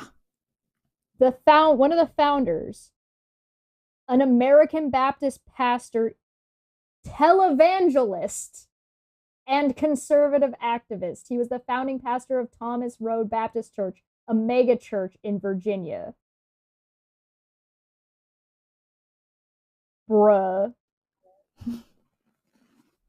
The levels of, like, the weirdness of Vic Mignogna's history is, like, what the hell? You could say, like, he was brought up in an environment, or he was in an environment where such behavior went unchecked.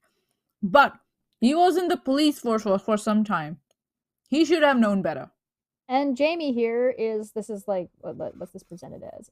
February 6, 2019, Ronald tweeted over 100 women had made accusations of assault, and that the allegations against Vic were corroborated, that there were mountains of testimony, and that Funimation have proof. That's why they fired him. Monica, Ronald's fiance, also tweeted on the 6th that it happened to me, which I have. I am only one voice in the sea of many. He hurt enough people. He's a sick man. He needs help. But you already apologized. This isn't Canada. Canada actually has rules. There are rules in Canada that if you apologize for something, it is not considered an admission. That's not the case in America. In America, your apology is considered, especially when you're specified, an admission. Yeah. Right. So they would have just brought that screenshot up and it was said, "Here you go, Your Honor." Right. And they would have, and the judge would have said, "On your way, Lord Commander." Right. But here's the thing: I am only one voice in a sea of many. True statement. He's hurt enough people. You admitted to offending and hurting people. He's a sick man and needs help. That's an opinion. Yeah. Later that day, Jamie attempted to rebuff those questioning the veracity of Monica's post on Twitter. Yes, I want his head, I want his balls, I want him to feel an ounce of the pain he's caused others and then fucking choke on it. I want you to take his dick out of your ears so you can actually hear reality, but you know, that's just me. What about innocent until proven guilty? Works in a court of law. Sometimes name and shame is the fastest way to the courtroom. That's not wrong. And that's what happened, isn't it? And this is not defamation. That's just someone being angry and saying, try and look it from my point of view too. That's what they're saying. So I'm gonna drop. Oh, and here's Funimation's thing. So let's actually take a look at what they said because we've gotten into what they've actually made claims of. So this is Jamie. I stand with victims. My experience is minor in comparison to many others. However, having realized this wasn't an isolated incident, I feel compelled to share. Can you blow it up? Oh yeah, good. Several years ago, I was in the lobby at my job when I was approached by a coworker. This guy gave me the creeps already. He gave almost all the women at my job the creeps. But I always felt like I had to be nice to him anyway because of how revered he was in the industry. As we said hello, he stood to the side of me and started running his fingers through my hair. Now, I do work in an affectionate industry. We hug a lot, and on occasion, we give a kiss on the cheek. But even for an affectionate environment, this felt off. I didn't say anything to him about it, though. It was just his fingers in my hair. I didn't think it was a big deal. At that point, he splayed his fingers, put his hand at the base of my skull, and made a fist. So, splayed, moved hand, closed fist. When he did this, he grabbed my hair close to the root, effectively preventing me from moving my head at all. He then jerked his fist, yanking my head backwards and towards him, and whispered something in my ear. I don't remember what he said specifically, but I do remember it being sexual in nature. This was not normal. This was not just a hug or a kiss on the cheek. I did not like it. I have no memory of getting out of his grasp. I assume, what the fuck are you doing, was part of my technique. Afterwards, I completely and utterly dismissed this experience. This is not something you would call the police over, by the way. No. Afterwards, I completely and utterly dismissed this experience. I dismissed the way I had been touched. I had dismissed having this man grab me. I dismissed having my head jerked back. I dismissed the inappropriate comment. I dismissed this entire encounter. That's pretty common. I never reported this event to the company. It actually didn't occur to me that I should have. Now, before I go on, in some cases, you would not report this because you don't want to cause an unnecessary stir at work because HR is not there to protect you. HR is there to protect the company.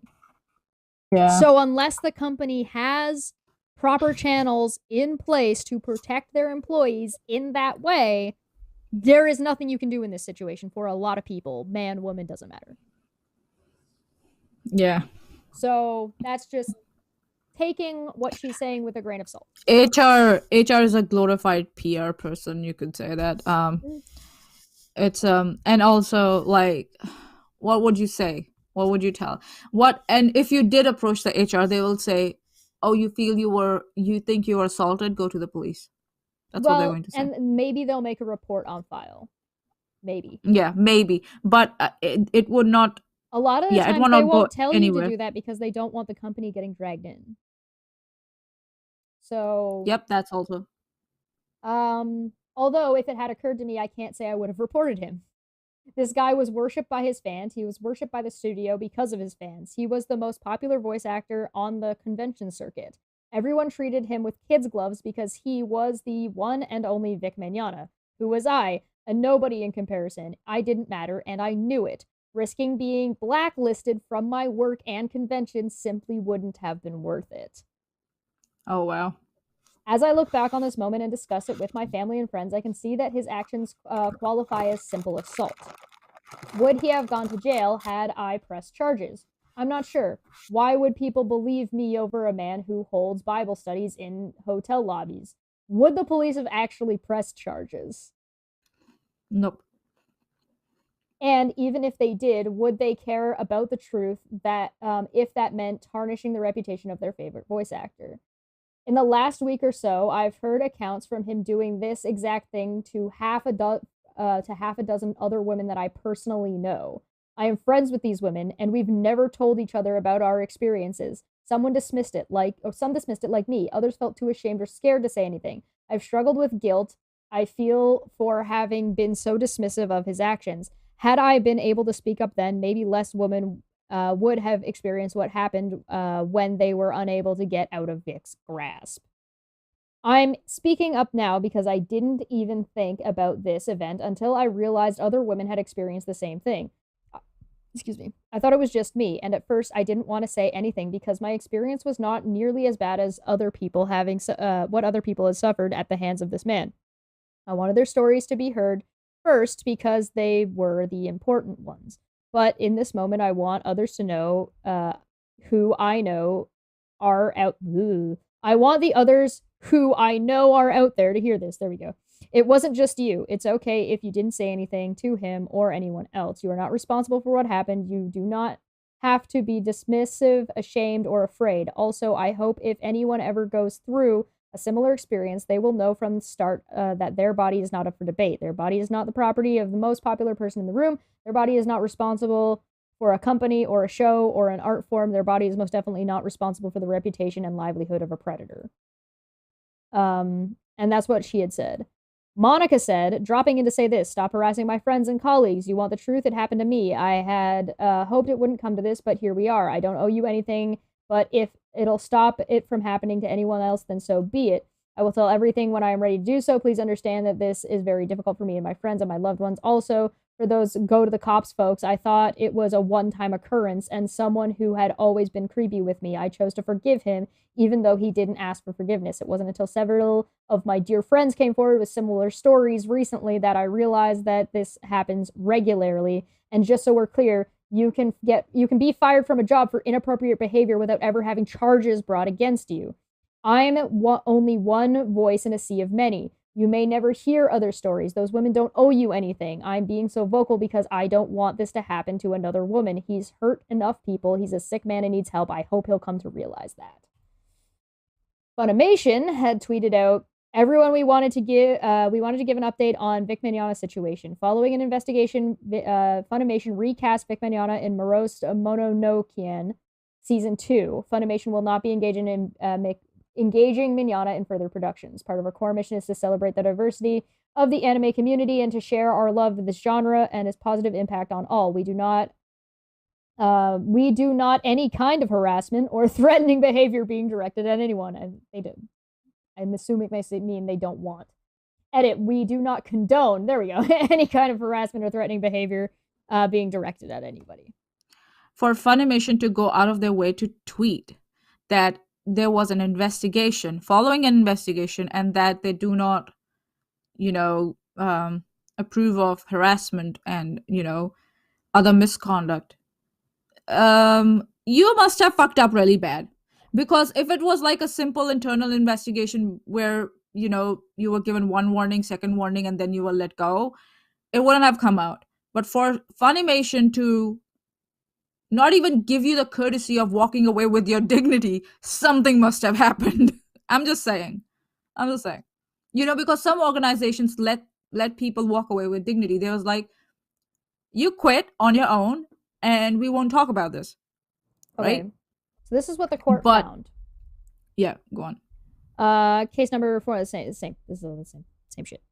Order granting defendants Funimation Production LLC motion to dismiss under the TCPA, Monica Rial and Ron Toye's motion to dismiss under the TCPA. That's the anti-slap stuff.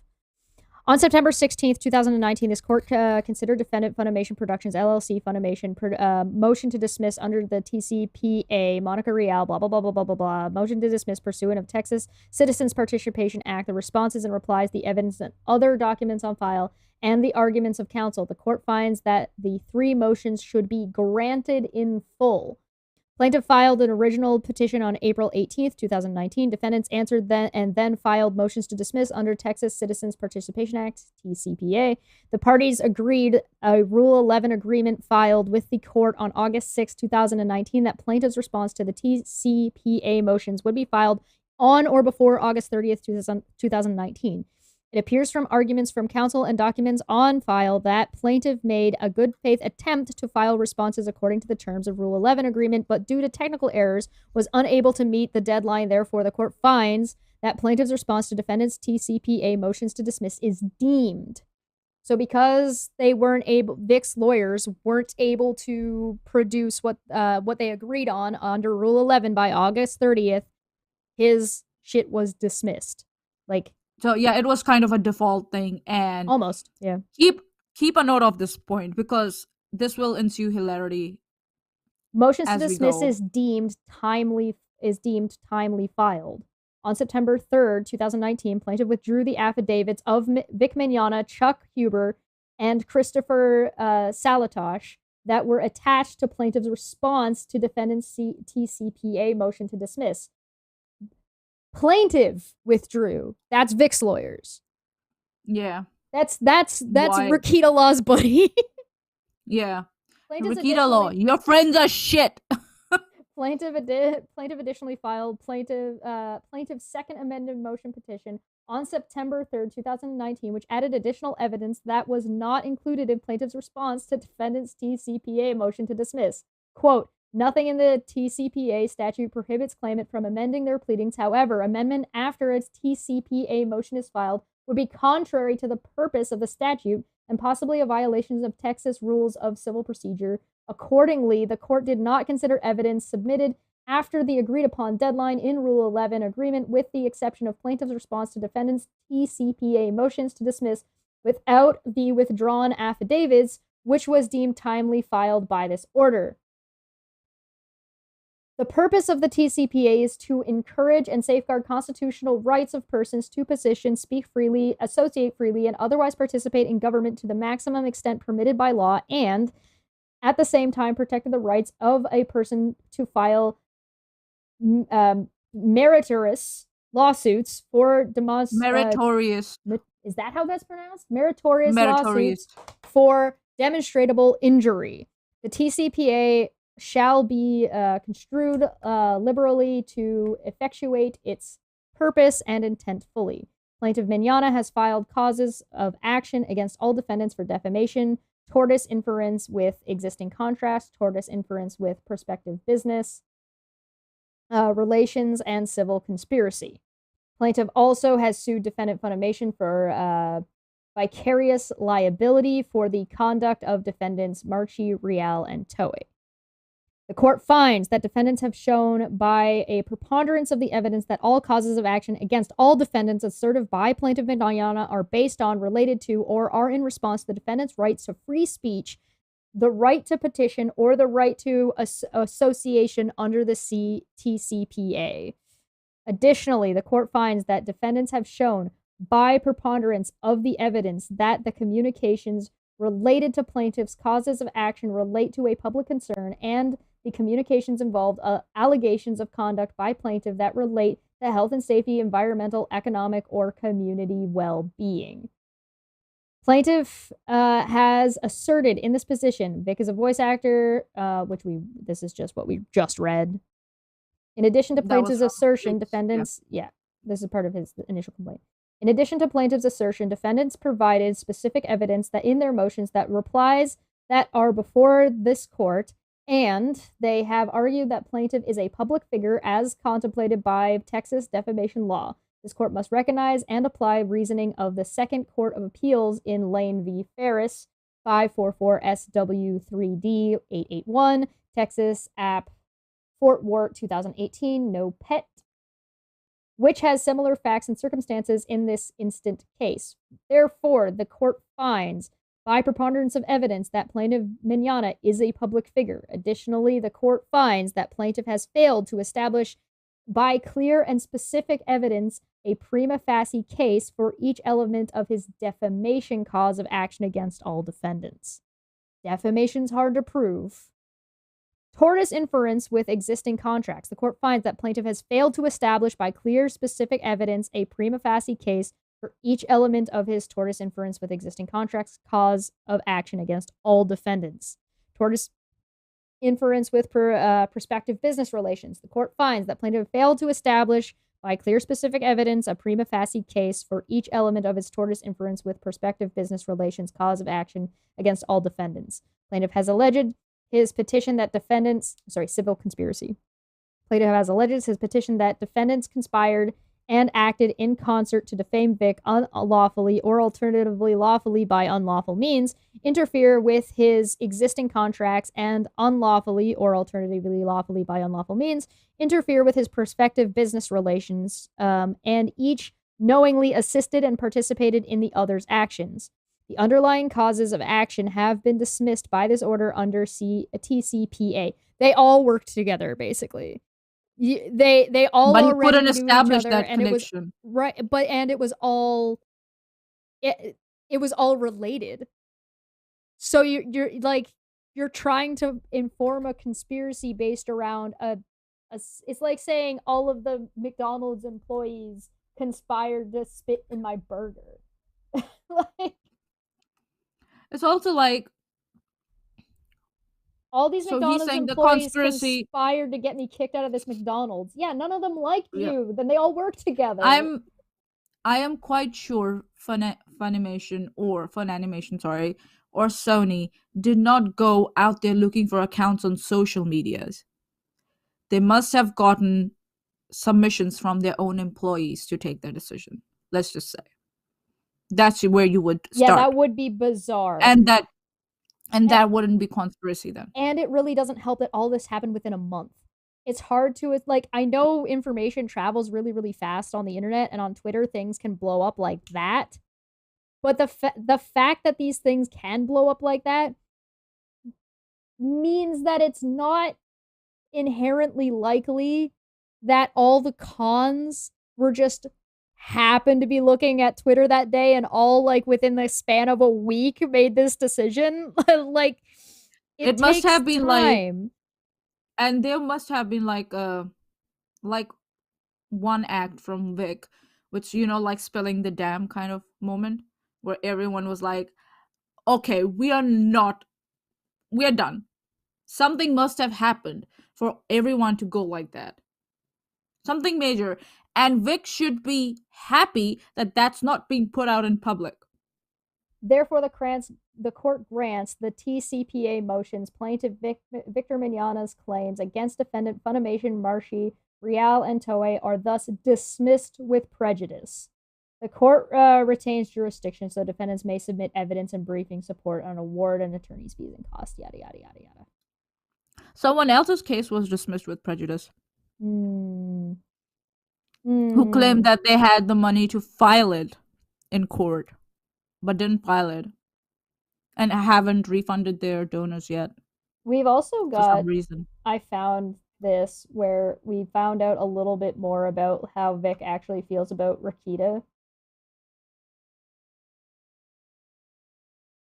Let's read it, please. Mignogna acknowledged that he had no direct evidence related to who was behind the convention cancellation, but he said he believed they were linked to defendants based on things I had heard at the time.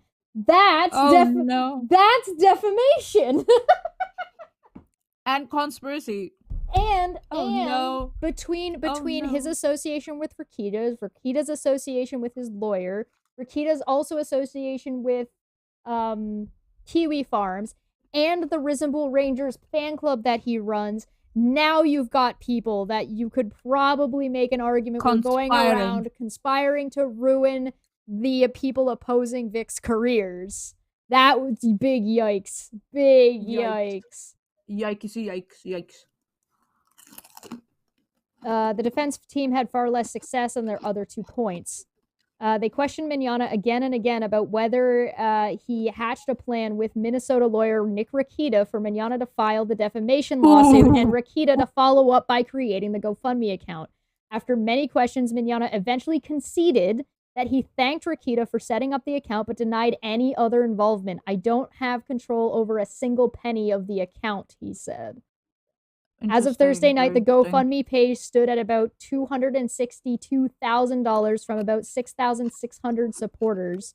Mignogna contended that he didn't feel great about Rakita setting up the fund, but the lawyer told him, quote, "Listen, you have a lot of people who care about you and feel like you are being wrongfully accused and they want to help. Allow them to help."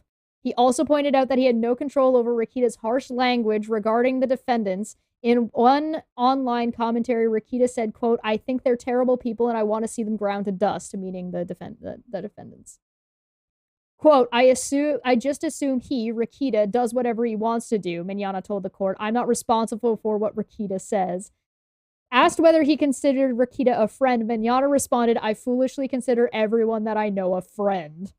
Throughout the day, Chup, that's the judge, showed little patience with the defense team's efforts to link Rakita and the GoFundMe account to the issues before the court. At one point, the slightly exasperated judge asked the defense, "Why are we complaining about stuff that's on the internet? Let's try to get to something relevant."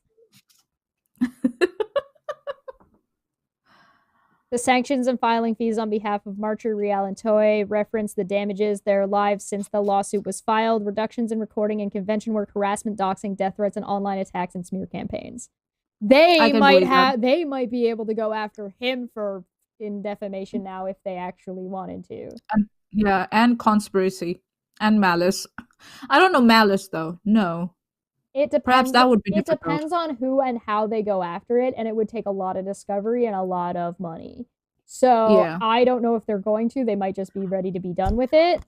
It might depend. Rakita law done fucked up. It might. Rakita law done fucked up. Sorry. Yeah, it might end up with something to do with some other things. So here's an example of Vic Mignogna just showing up at conventions he wasn't invited to because he was doing that. So he wasn't actually invited as a guest to conventions, but he would just show up and sort of linger around. Oh. So like this is like you can't say that these wants people attention. Well, you can't say that, well, it's the wrong of them to say I'm being creepy at cons and then show up and do shit like this. It's like this is stuff that I'm not going to sit here and say Vic Mignogna assaulted somebody because I don't know that. I don't have that information. There's stories about him doing that, but those are all just accusations. But what I do have is what he's admitted to doing, what he said. Let's pull up this clip right here. This is from part 4 of the deposition. Of the deposition that will be linked in the description down below. If you want to follow up more on your own.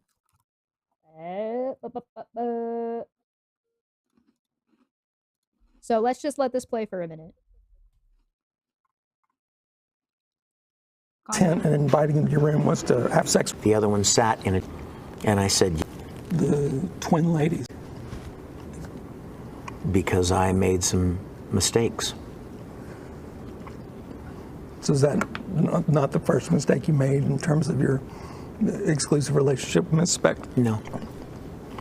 How many mistakes would you say you made with Miss Speck during the course of your engagement? I don't know. More than one? Yes, sir. More than 5? Yes, sir. More than 50? I doubt it. More than 25? I don't know.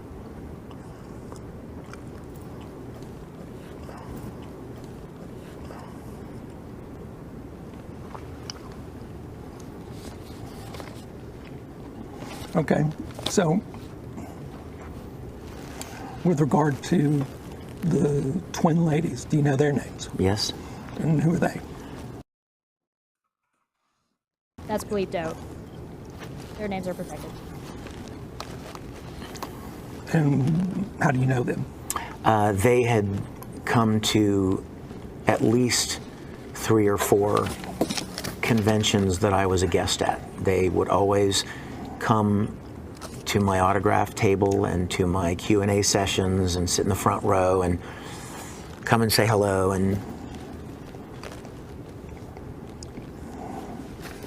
right. And how did Miss Dimbo explain that particular allegation? She said, do you recall inviting 2 girls, twins, 2 women, to your room at a convention? Girls or women? Denbo is, by the way, the person who did the investigation through Funimation. So this was her asking, like, as part of the investigation, talking to Vic. And I said yes, and she said, do you recall forcibly kissing one of them? Which I did not. So that means the person doing the Sony investigation had more than just Rial's and Toye's and Monica's stuff. How would they have found, like, how would Sony have found these these twins from a convention if there wasn't some kind of complaint made, right? And also, by the sounds of it, it looks like he was questioned. So he was part of the investigation in some way. In some way, yeah. Yeah, in some way. Now I'm bound to think whether he's a good Christian boy going for twins. Oh God, I didn't see that coming. Oh, I'm so sorry. Twins, Basil. Twins. But here's the thing though, because there's an additional thing on this, right? Like, these girls you're using your fan base as a dating pool. Yeah, and also don't. Now I'm bound to question you about how much you are hiding about, like, to what degree your involvement was in the investigation. Right, that's fair. Because he said he has been asked questions. Yes. So that should have been a warning sign to you, even if someone, if you had no idea investigation was going on, you should be aware enough to know. You were in police for some time. You should know that something's going on. Yeah, this was 2019, by the way. This was during the I am Chesh's depositions. Twin. Look at the similarities. Can you see? All right, so, and what did you what was your recollection that you relayed to Ms. Denbo? My recollection was that I had seen these two ladies at multiple conventions, and I was under the very clear impression that they were interested or attracted to me. Very clear impression you that they were attracted to me. Of course they were attracted to me. I'm Vic Mignogna. Don't forget to like and subscribe and share the stream. I feel like we're doing a pretty good job covering all this nonsense. It's a lot. That's a very telling clip. That is telling me a little peek into the mindset of Vic, that if anyone approaches him, dude, they were fans of the shows. They were a fan of your voice, maybe. And maybe they might have had a little crush on you. That doesn't mean that they were interested in dating. Why assume? That tells me he assumes a lot. And then his case just imploded. If there's anything I can hope for Vic Mignogna during this, it's that maybe he recognized or has learned or will learn once things settle down a little bit more. Confess, boy. His ego might burst a little, deflate, just maybe a little bit. I liked Vic Mignogna back in the day. I was a fan of his work. I never met the guy. All right, go on. But okay. They were very kind, attractive, friendly young ladies, and so after the incel, they were nice to me. They were nice to me. Oh God, well, I don't get it. Why some people, and it can be women also. It can be women also. Why some people think just because someone's being nice to you, is treating you like a decent human, means that they're interested in dating you. Those are two opposite poles of the earth. Dating? They got invited up to the bedroom for sex. Like, that's not even dating. That's just like, girl was nice to me, therefore she wants to sleep with me. That's why I tell you, parents. Twins, Basil. Twins. He wanted that double action, eh? Right. Confess, boy. Confess your sins. What did you tell? What was your recollection that you relayed to Ms. Denbo? My recollection was that I had seen these two ladies at multiple conventions, and I was under the very clear impression that they were interested or attracted to me. And they were very kind, attractive, friendly young ladies. And so after the fourth or fifth time that I saw them at an event, one night or one day, I don't remember when, I asked them if they wanted to come to my room. I invited them to my room. They came voluntarily. I let them in. One of them sat on the bed. The other one sat in a chair in the room, and I sat in another chair in the room. Right. They made some small talk, and then they asked me why I invited them to my room. And I said, well, I was under the impression that there was a lot of mutual attraction going on here, and I thought maybe you might be interested in some kind of a sexual interaction.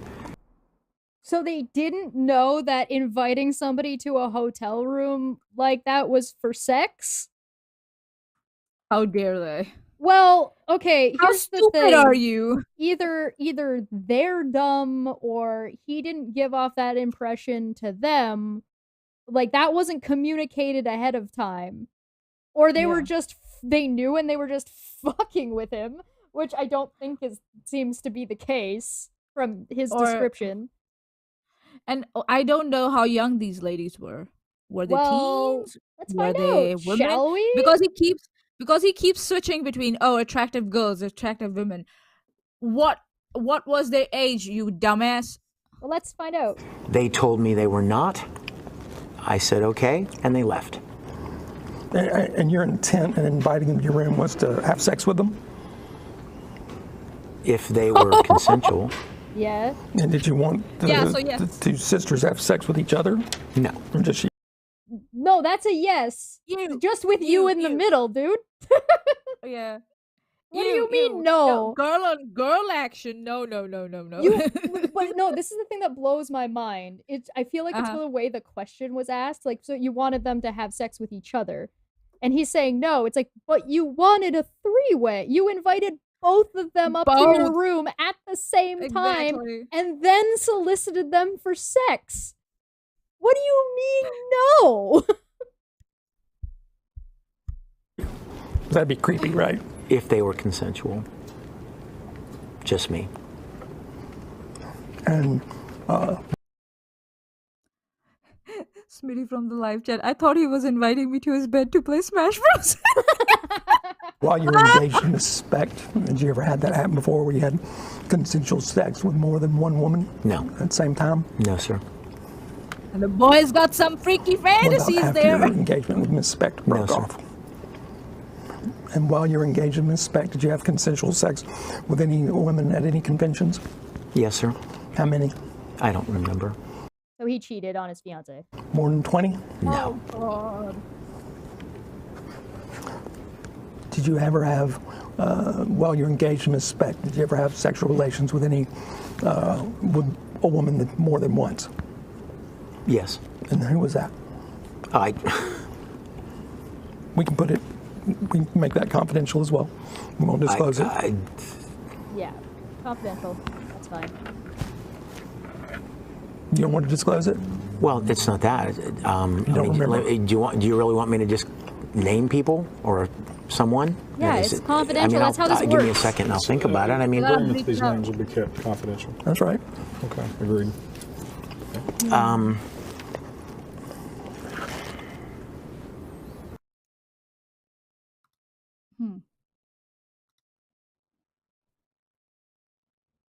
Blanked out because they're protected. Good. So this guy had sex at conventions all the time, apparently, according to him. And he cheated on his fiance. Yeah, well, some people are assholes. It doesn't make them sexual predators.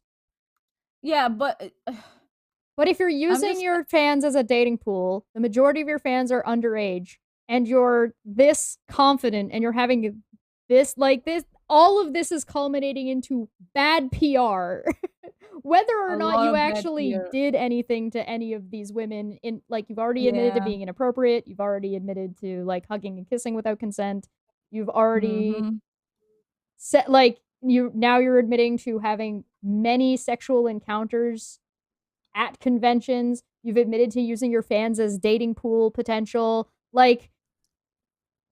You do not have to Dude. believe, like, quote unquote, believe women to understand why this guy got himself into trouble and banned from cons. Yeah. This was a disaster waiting to happen, a PR disaster waiting to happen, a class action lawsuit waiting to happen. What if he had sex with teenagers pretending to be adults?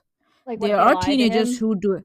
Yeah, there are teenagers who do that stupid shit. Well, we already know Teenagers don't do that. From earlier in the deposition, we already know that he's negligent about checking and verifying people's ages. Yeah. At Yeah. least in his So I'm Discord, just saying- so... Yeah. And if their parents found out that this happened, a class action lawsuit was coming the company's way, your way, you would have been charged with crimes if I'm not wrong. Now, if I recall correctly, at this point, he goes back to talking about the twins. Oh.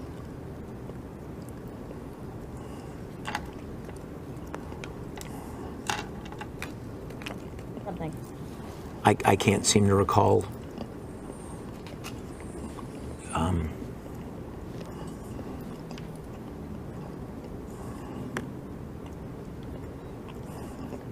How old, 27. How old was that person? and how long ago was it that y'all were having y'all have a relationship? How as old was opposed to this other sex one time? person? Say that again, 27. please. Did y'all have a Blanca- relationship, or did you just have sex one time? No, we developed a relationship. And that relationship continued parallel to you being engaged with Miss Speck. Yes, sir. And you didn't disclose the existence of that relationship to Miss Speck while it was No, going sir. on. How old were the twins when you invited them up for the liaison? How old were the twins when you invited them up for sex? There we go. This is what I I'm was all ears. waiting for. 20, 21. How old would you have been? Maybe. Question mark. How do you know? Yeah, like, how did you know? And he had seen them at multiple conventions before approaching them. So how old were they You before that? Boy, oh boy. How many times? I mean, you can go to more than one con a year, so it is possible that he saw them all at the same con when they were 21, but Mhm. we don't know that. Yeah. That would have been 40. I would have been, I don't know, 50, 51. I don't know. He was 51.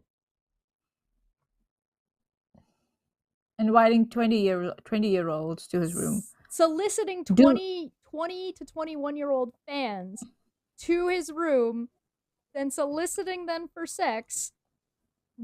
They were sisters that he was trying to get in a threesome with. And Listen, they yeah, go on, go on. may or may not have been underage when he first eyeballed them, depending on your interpretation of him describing them being at multiple cons. Maybe. Yeah, Potentially. maybe they attended this 3 cons in the same year, but if they were attending like 2-3 cons over each year, 1 each year, 20 minus 3 is what? Okay. So also, I don't kink shame people. You gotta kink. Do it with consenting adults, but maybe not at your place of work. And it's a little bit Conventions are they were fans, and their age of being 20 and 21 is a little bit of a question mark, because he doesn't come off as very sure that that's how old they were.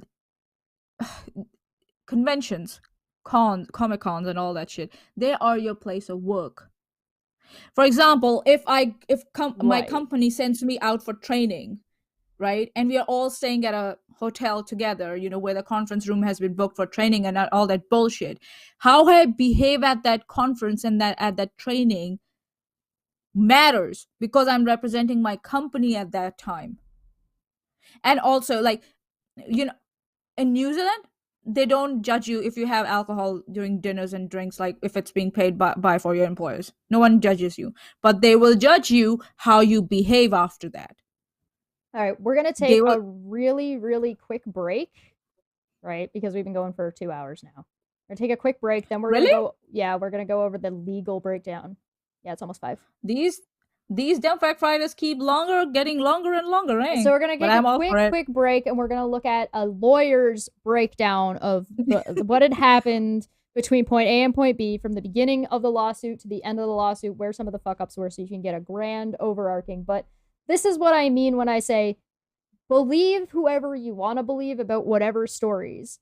You don't need to believe one thing or another. You can judge this based off of what Vic Mignogna has said and the way he's behaved. Now we know when he said he apologized to fans for being inappropriate with them, that and how he was behaving at cons didn't change. This is what yeah. His behavior stayed the same. Because this deposition because from that 2019. And that statement was from 2014, wasn't it? I think so. The apology was. Even if it was 2017, for I'd have 2 to years he double-check. did not change his behavior. Right? Yep. There was no change. So, Oh, we will be Understood. right back. break time, everybody.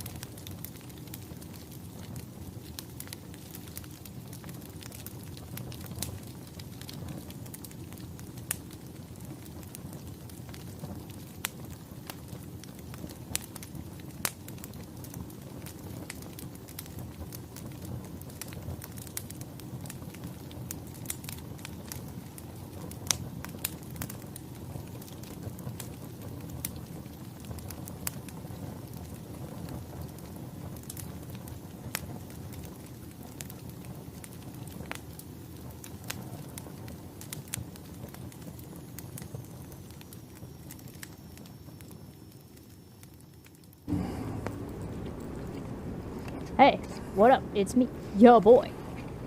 But the hell was still playing in the background there? What is this? Something's playing that shouldn't be. I don't know. But we got two last things to get through. Where is this audio coming from? I've got like an audio showing me in the background, and I'm not sure where it is. Hi, Maanyaa. Page up, and I think so it's from there. No, that's a GIF. Yeah, that's a GIF. Oh, Is it his me? no, his the deposition was still playing. Oh, okay. All right, now that that's dealt with, welcome back. I hope you enjoyed our break. I do want to say a special thank you to people who have dropped super chats. Special thanks to those below who are the Patreons and members of the channel. If you would like to support what we do in actually analyzing these situations so people don't get accused of shit they didn't do, and people who think people are getting accused of shit they didn't do and being treated unfairly can maybe understand that the accusations were only a sidebar to maybe compartmentalized to this guy's problems. So we have two last things to look at. We have the analytics of this Akav Cohen. Akiva Cohen. Wow, that's a name. Hey. Yeah, he's a litigation guy. Yeah. He does. Like if you go back to his profile again, if you can just click on it, it's hilarious. Commercial litigator. Twitter's second most popular litigation disaster tour guide. far centrist fighting the widening guy. Yeah. Gyri? So this guy isn't like a random. This is his job.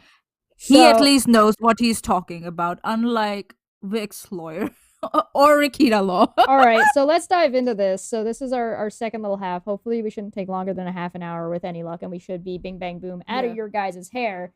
And then I just want to look at what Vic said, because he made a statement.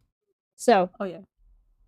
hey, Lego, litigation Lego. disaster tourists, it's time to look at the your text of litigation disaster tourism, the decision on the appeal from the place where, in many ways, all of this started.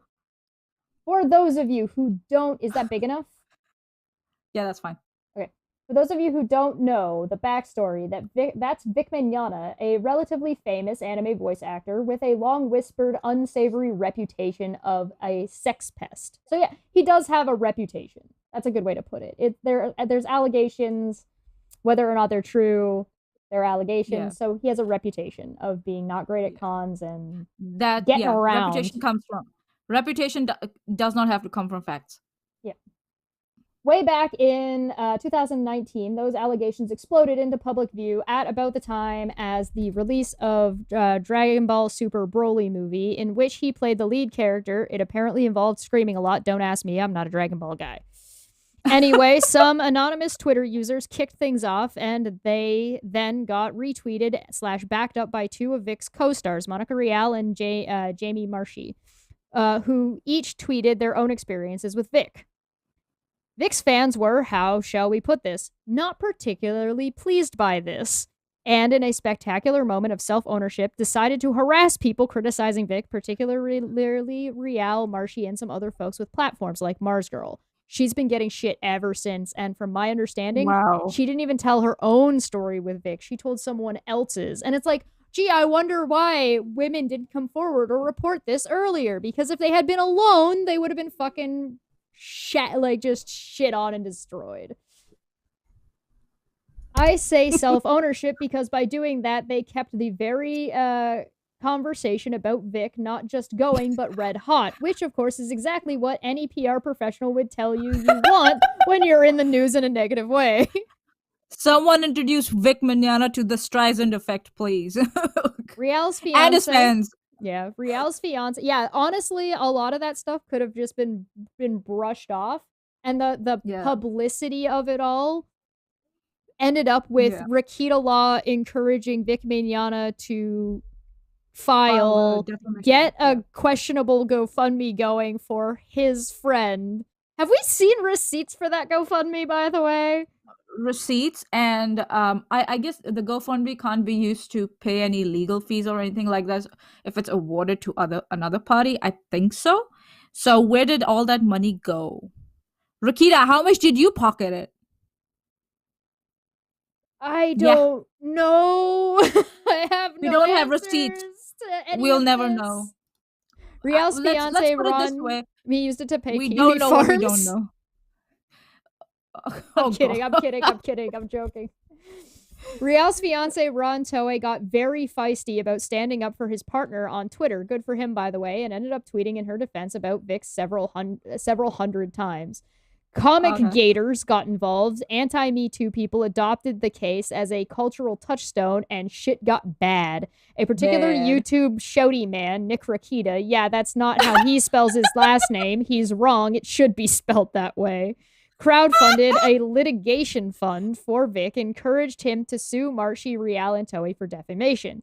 Oh, and also his ex-employer, Funimation, which had fired him after doing an investigation of some incidents that it heard about. Anyway, a wise choice in this type of situation. Definitely good for your career prospects. In Texas, which had anti-slap statutes. Right. I love a good Alf gif. Anywho, after it appears, having multiple lawyers say that the case was a loser, Nick recommended that Vic look up his family attorney, Ty Beard, a Texas lawyer with trusts and estate practice who had never touched a defamation case before in his career. What happened after that is litigation disaster history. On Disaster Rushmore with the Kraken suits are in Ari Gondor. Beard my open. This God. guy's analogies are like, That's what I'm saying. I loved it about this guy. The way he describes every situation. It's like art. It's Beard art. opened by sending retraction demand letters claiming, among other things, that calling Vic a piece of shit was defamatory because he was not literal feces. That's saying What he focused on. That's saying, what would Jesus do? Light him on fire and send him to hell? Was false and defamatory because Jesus spread a message of love and wouldn't send anyone to hell, and all sorts of other just pure Hold on. bangers. Did Vic's lawyer go to the same university that Vic went to? That's my question. Liberty? Did they have a law? Yeah, like the law department of law there, where this guy went to, because this is what he focused on. Oh my God. Those letters somehow went viral. And remember when Johnny Depp's lawyer Ben Chu brought up that this is Me Too without the Me Too, because it was literally only Amber, and Johnny Depp had a great reputation and had zero problems with anyone at all except for through her, and then her story had a whole bunch of holes in it. Whereas that's not what we're seeing with this particular case. It's bullshit, man. If Vic did have a case, it wasn't handled well, and apparently he didn't have a case, and other lawyers told him that. I hold Rakita responsible for this. He's responsible for this. Those letters somehow Come at me, bruh. Sorry. Those letters somehow went viral in the legal community. We don't need to discuss who helped with that, okay? I'm sure they feel bad enough as it is. And when I say viral, I mean viral. I literally heard reports from lawyers in Australia and Hong Kong about colleagues bringing it up. Bringing it up to them as an amazing, did you hear about this one joke? Seriously, these letters were a worldwide laughingstock, and I mean literally. That resulted in Vic. Remember when a bunch of us all got letters from Katie Joy saying to retain, conversations that didn't exist? Yeah, it's worse than that. That resulted in Vic's fans and comic gators brigading the lawyers, tweeting about it with, "No, you don't understand, you're cherry picking. There's a real case here," and pointing us to Nick's commentary on it. Since Greg Douchet is feistier than even Ron, that launched the thread knot. Long may she sail. Long story short, but yeah, there was a thread knot about issues with Rakita from this other guy who has a Twitch stream. So if you want to go check that out, you can go to find this. Just search this guy's name on Twitch. Long story short, Vic got beat the fuck out of, and Texas Anti-Slap conducted a masterful deposition where Vic reenacted some of the abuse for camera, while Ty performed about what you would expect for a non-defamation attorney if you also expected them to be lobotomized. Oof. Of the 17 claims against the 4 defendants, all 17 were tossed, which we saw, and the judge awarded attorney's fees to the defendants. Then Vic appealed, and we have been waiting for the decision for, well, it hasn't been a short wait. Anyway, this is the background. Let's see the decision. Spoiler, Vic loses again, 17-0. All dismissals affirmed, plus the case gets sent back to the trial judge for cutting the fees he awarded to arbitrarily. There's a majority opinion in concurrence in part of, and dissent in part, dissent in part, agreed that Vic should have lost, but thought the fee award should be left alone, and a concurrence to separately say, quote, but you don't have to award the full fee they're requesting. 3-judge panel, 3 opinions. But since all of the litigation disaster work in this merits portion of it, and all 3 members of the panel agreed on that one, we're just going to cover the majority opinion. The panel starts by setting up the legal background, and there's an anti-slap law, and here's what that means. Defendants have to show they're being sued for something covered by the law. Then the plaintiff needs to show that there's a factual basis for the claim. There's the legal jargon. Screenshots, yeah. That's what happened in the trial court. The defendant showed the anti-slap law applied, and then Vic, after repeatedly shooting himself in the foot through his own dick, failed to make a prima facie case, and it all got tossed. So now he's appealing, which is what we read. Hold on, wait, you probably want to read that second screenshot again. Okay, let's go. failed to preserve his complaints about their evidence because Mignogna withdrew the principal evidence. Supporting his prima facie burden before hearing on appellate TCPA motions. Okay. You probably want to read that second screenshot again. The plaintiff in the anti-SLAPP case withdrew the principal evidence supporting his claim before the anti-SLAPP hearing. What kind of insane clown would make that choice? Yeah, I wonder. By the beard of Zeus. Yeah, this one's a ride.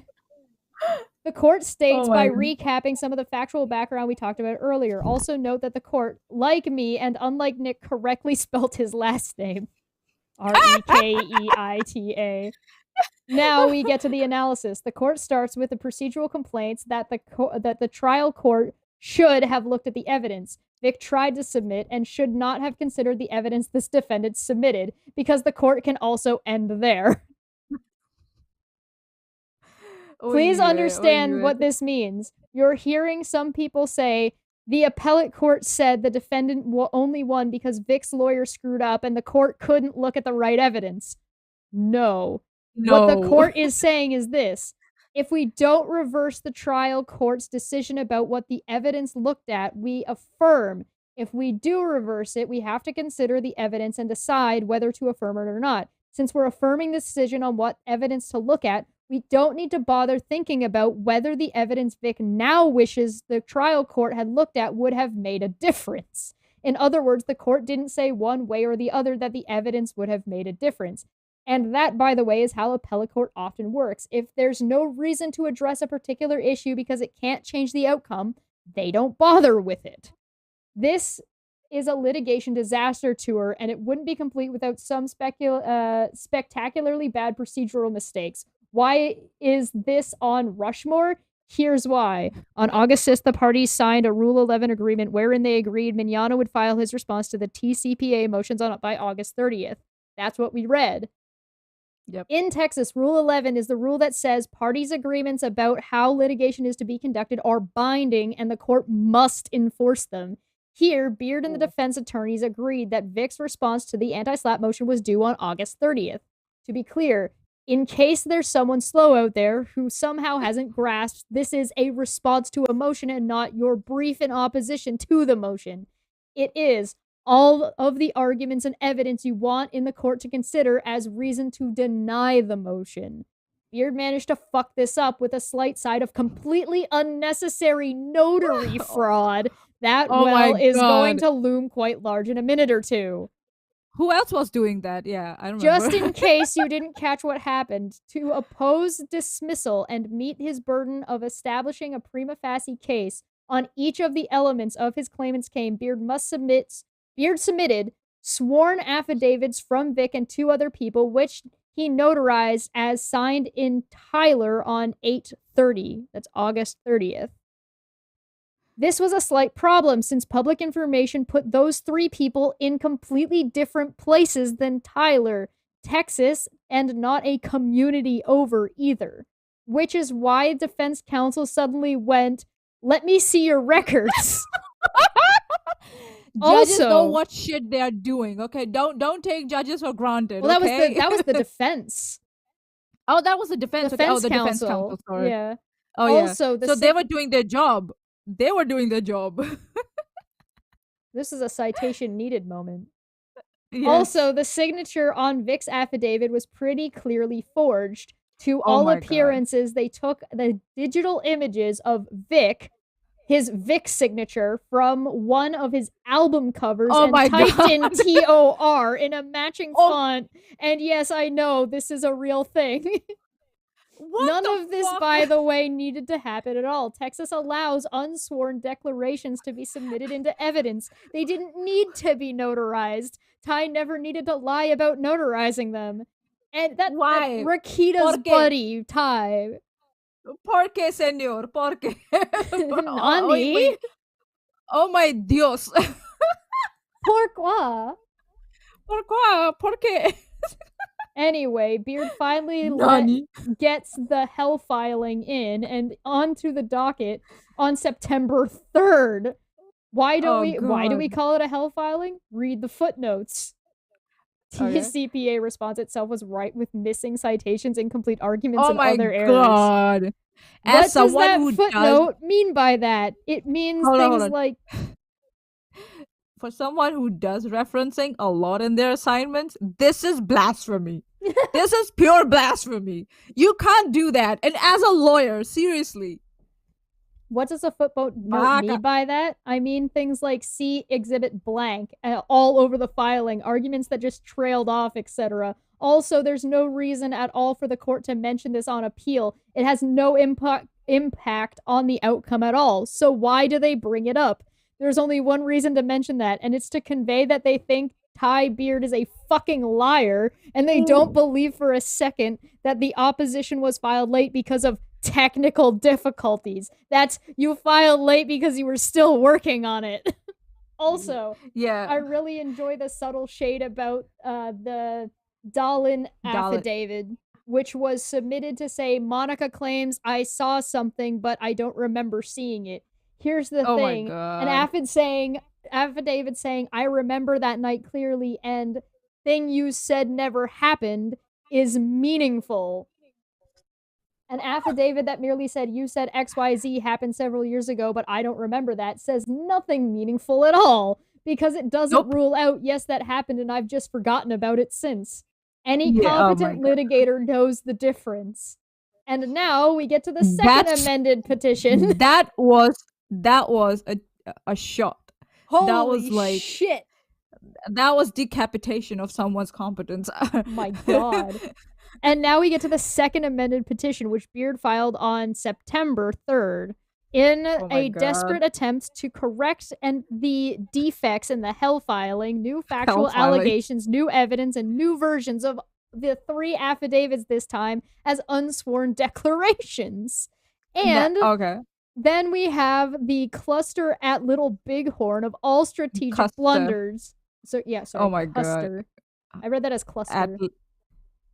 Maybe, yeah. Faced with accusations that he fraudulently notarized the affidavits and confident that he sufficiently replaced them, Beard opts to protect himself rather than his client and withdraws them. Oh, God. This, by the way, is insane. Yeah. The appropriate thing to do in that situation is to fall on your sword and say you fucked up and ask the court and the parties to treat those affidavits as unsworn declarations. That probably opens you up to some discipline for fraud, but at least it keeps the evidence you think your client needs in the record. And, by the way, withdrawing the affidavits doesn't mean the fraud never happened and you're home free on discipline. Instead, he says to the court, don't consider these documents. Yeah. The court already saw your fraud. They can't unsee it, right? They noticed your fraud. They noted your fraud. They can't unnote it, right? So this here tells me this guy was out of his league massively. He had no fucking clue what he was doing, and he panicked and he chose to save himself. Defendants he had no best interest for his client. I mean, this opens Vic up to be able to go after him for malpractice and type shit. He should. Defendants, of course, objected to the attempt to end run the Rule 11 agreement, and Funimation pointed out, hey, there's actually a rule against trying to submit evidence this way. The trial court basically... you, motherfucker. Yeah, remember, they're going against a corporation here. Like, this isn't like you're just going after some of the individuals you worked with. You're also going after Funimation, which is owned by Sony. Like, are you... Hello? The trial court basically agreed with the defendants. It let Vic file his response late due to the technical defect, but it wouldn't allow them to argue based on anything else filed after August 30th, knocking out the amended petition and its attachments. And that's affirmed. Ooh. Again, this is obviously the correct result. Beard agreed that Vic's response to the TCPA motion would be completed on August 30th. Any document you're trying to use in opposition of the motion is part of the response to the TCPA motion.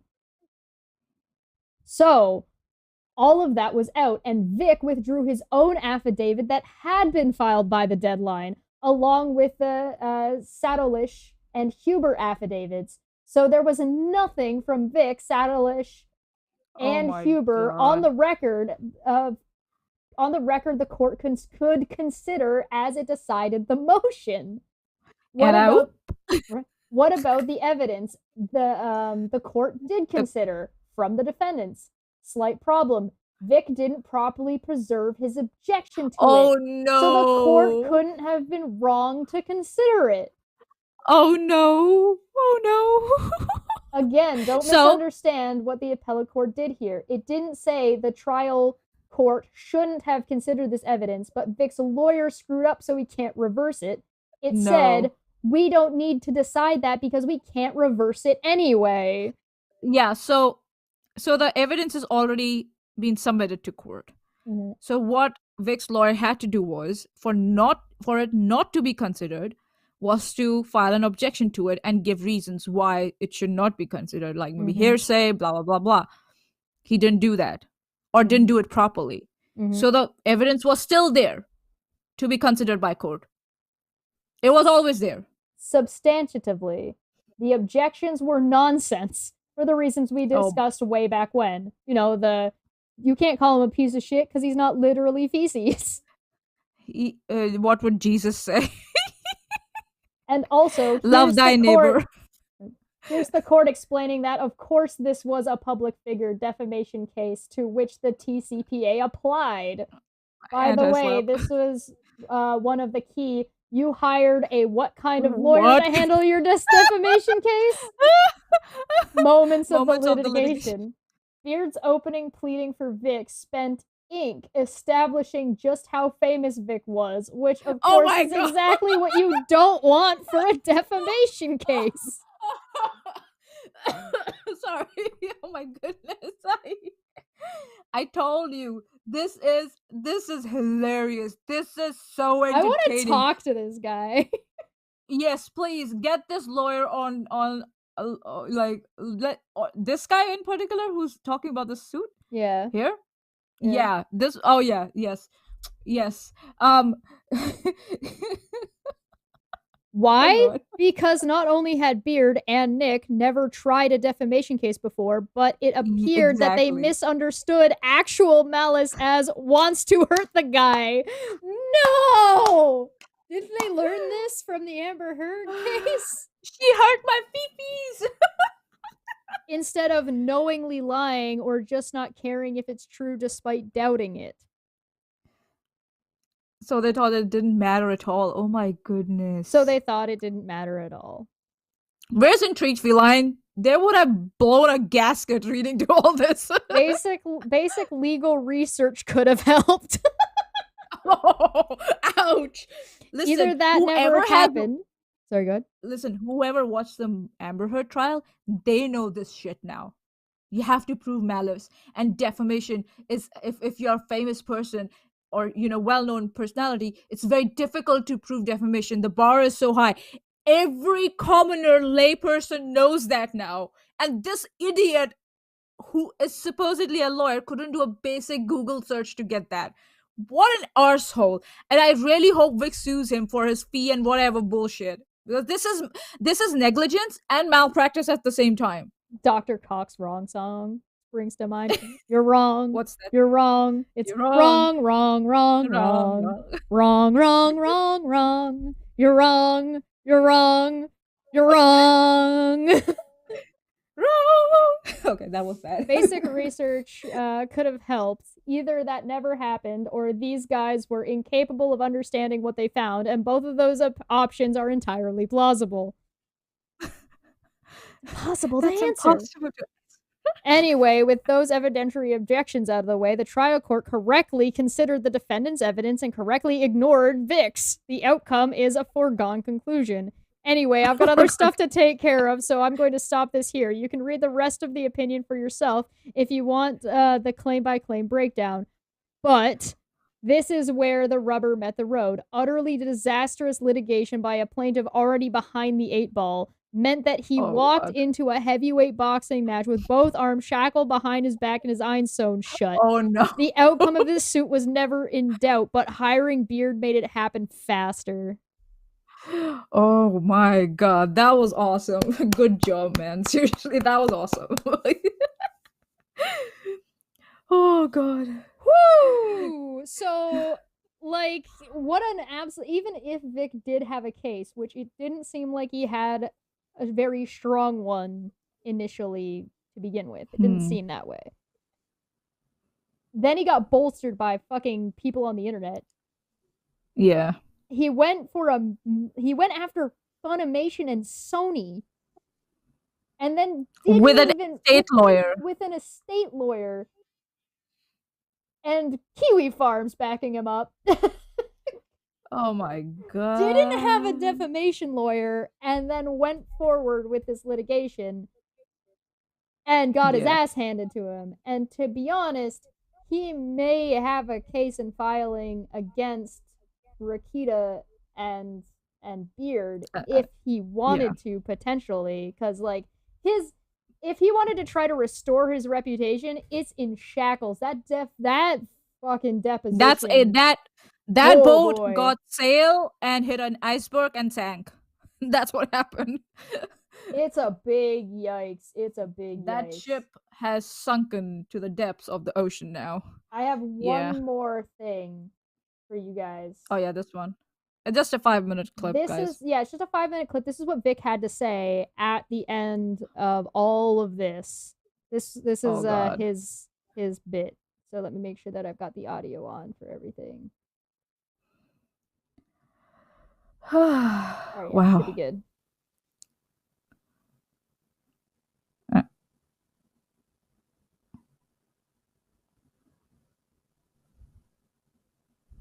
Oh, it's got to think about it. Oh my god. Stop thinking! Play! That expression I'm just gonna reload the page. Yeah. In light of the recent appeals court decision not to hear the case or let the case go forward, I wanted to just record a little message for everybody here. That's a way to put it, I guess. I don't know if that's technically correct. The decision was upheld. They didn't but whatever. They didn't decide not listen. I mean, we're not lawyers. He's not a lawyer. We can let his language go. It's fine. And he's trying to charitable to creepy McCreep. He's trying to minimize whatever happened as much as he can. Yeah. He's gotta do damage control. Hire a PR person. Dear Lord. And a competent lawyer, for fuck's sake. You should have hired a PR person in 2010. Yeah. As soon as you start making public appearances. Yeah. Thank you. To all of you out there who are so supportive and kind and encouraging. You know, the reality is there are only about 10 or 15 loud people that are daily pushing this narrative. Yeah, on your side. Projection much? Oh no. And all of this negativity. Seriously, there are like 15, maybe 20 at the most, of people that are actively defaming and slandering me online and bullying conventions and threatening and bullying convention organizers not to have me. And he's asking for a defamation lawsuit now from Sony and Funimation or the people who organize these conventions, because he's making these accusations. He doesn't know what's going on in the background. He's okay. But again, defamation is hard to prove. So I guess that's why he's like, I'm going to go all the way home. I mean, go home there's a big question mark about like, how do you know that? And people expressing their displeasure or not saying they don't want to go to a con if you're there. When your deposition was made public by Rakita. Oh yeah. Oh shit. Rakita's the one who made that public. I didn't find it anywhere else. I found a playlist that had Rakita's like commentary clips taken out of it. I would really like to interview Rikita and find out from him what was his end goal in all this. And why didn't he have Vic's best interests in heart? Because by the looks of it, he wanted a big blow up. I want to know what happened to the money. Yeah, what happened? Number one, what happened to the money? Where are the receipts? Tell us a way to verify those receipts. Or we might have to find a way to verify the receipts. And then ask him, why did he push... if he's himself not a defamation lawyer, how did he decide that there was a case? Right? How did he decide there was a case? And then why did he set up the GoFundMe? And then why did he didn't fight it himself? Well, he and chose one of his buddies to fight. He wouldn't have had jurisdiction. Okay. He's not. So he's why like didn't from New York? He wouldn't, I think. Why did he choose Beard for it when he's an estate lawyer? I would want to ask Vic, because at this point I think that this guy was like a rolling cacophony of like a ticking time bomb of shit was gonna hit the fan, whether or not whatever accusations are true or not true, and what parts of them are true or what parts of them aren't true, even if it's all bullshit. Just from what this guy said, this man was a ticking fucking time bomb, ready to just fucking implode in on itself. Why did he make the decision? Why did Vic make the decisions he made? I think this guy got taken for a ride. I understand that. That's what I'm saying. I would like to ask Rikita these questions, because it looks like he was the one with expertise, and he did not give proper advice to someone who was listening to him and who was looking for advice at that time. And personally, I'll say, looks like Rikita took advantage of someone who was desperately looking for some support. Yep. And a community that was looking for some support at that time. Sure. Oh, who has done that before? Let me guess. Yeah.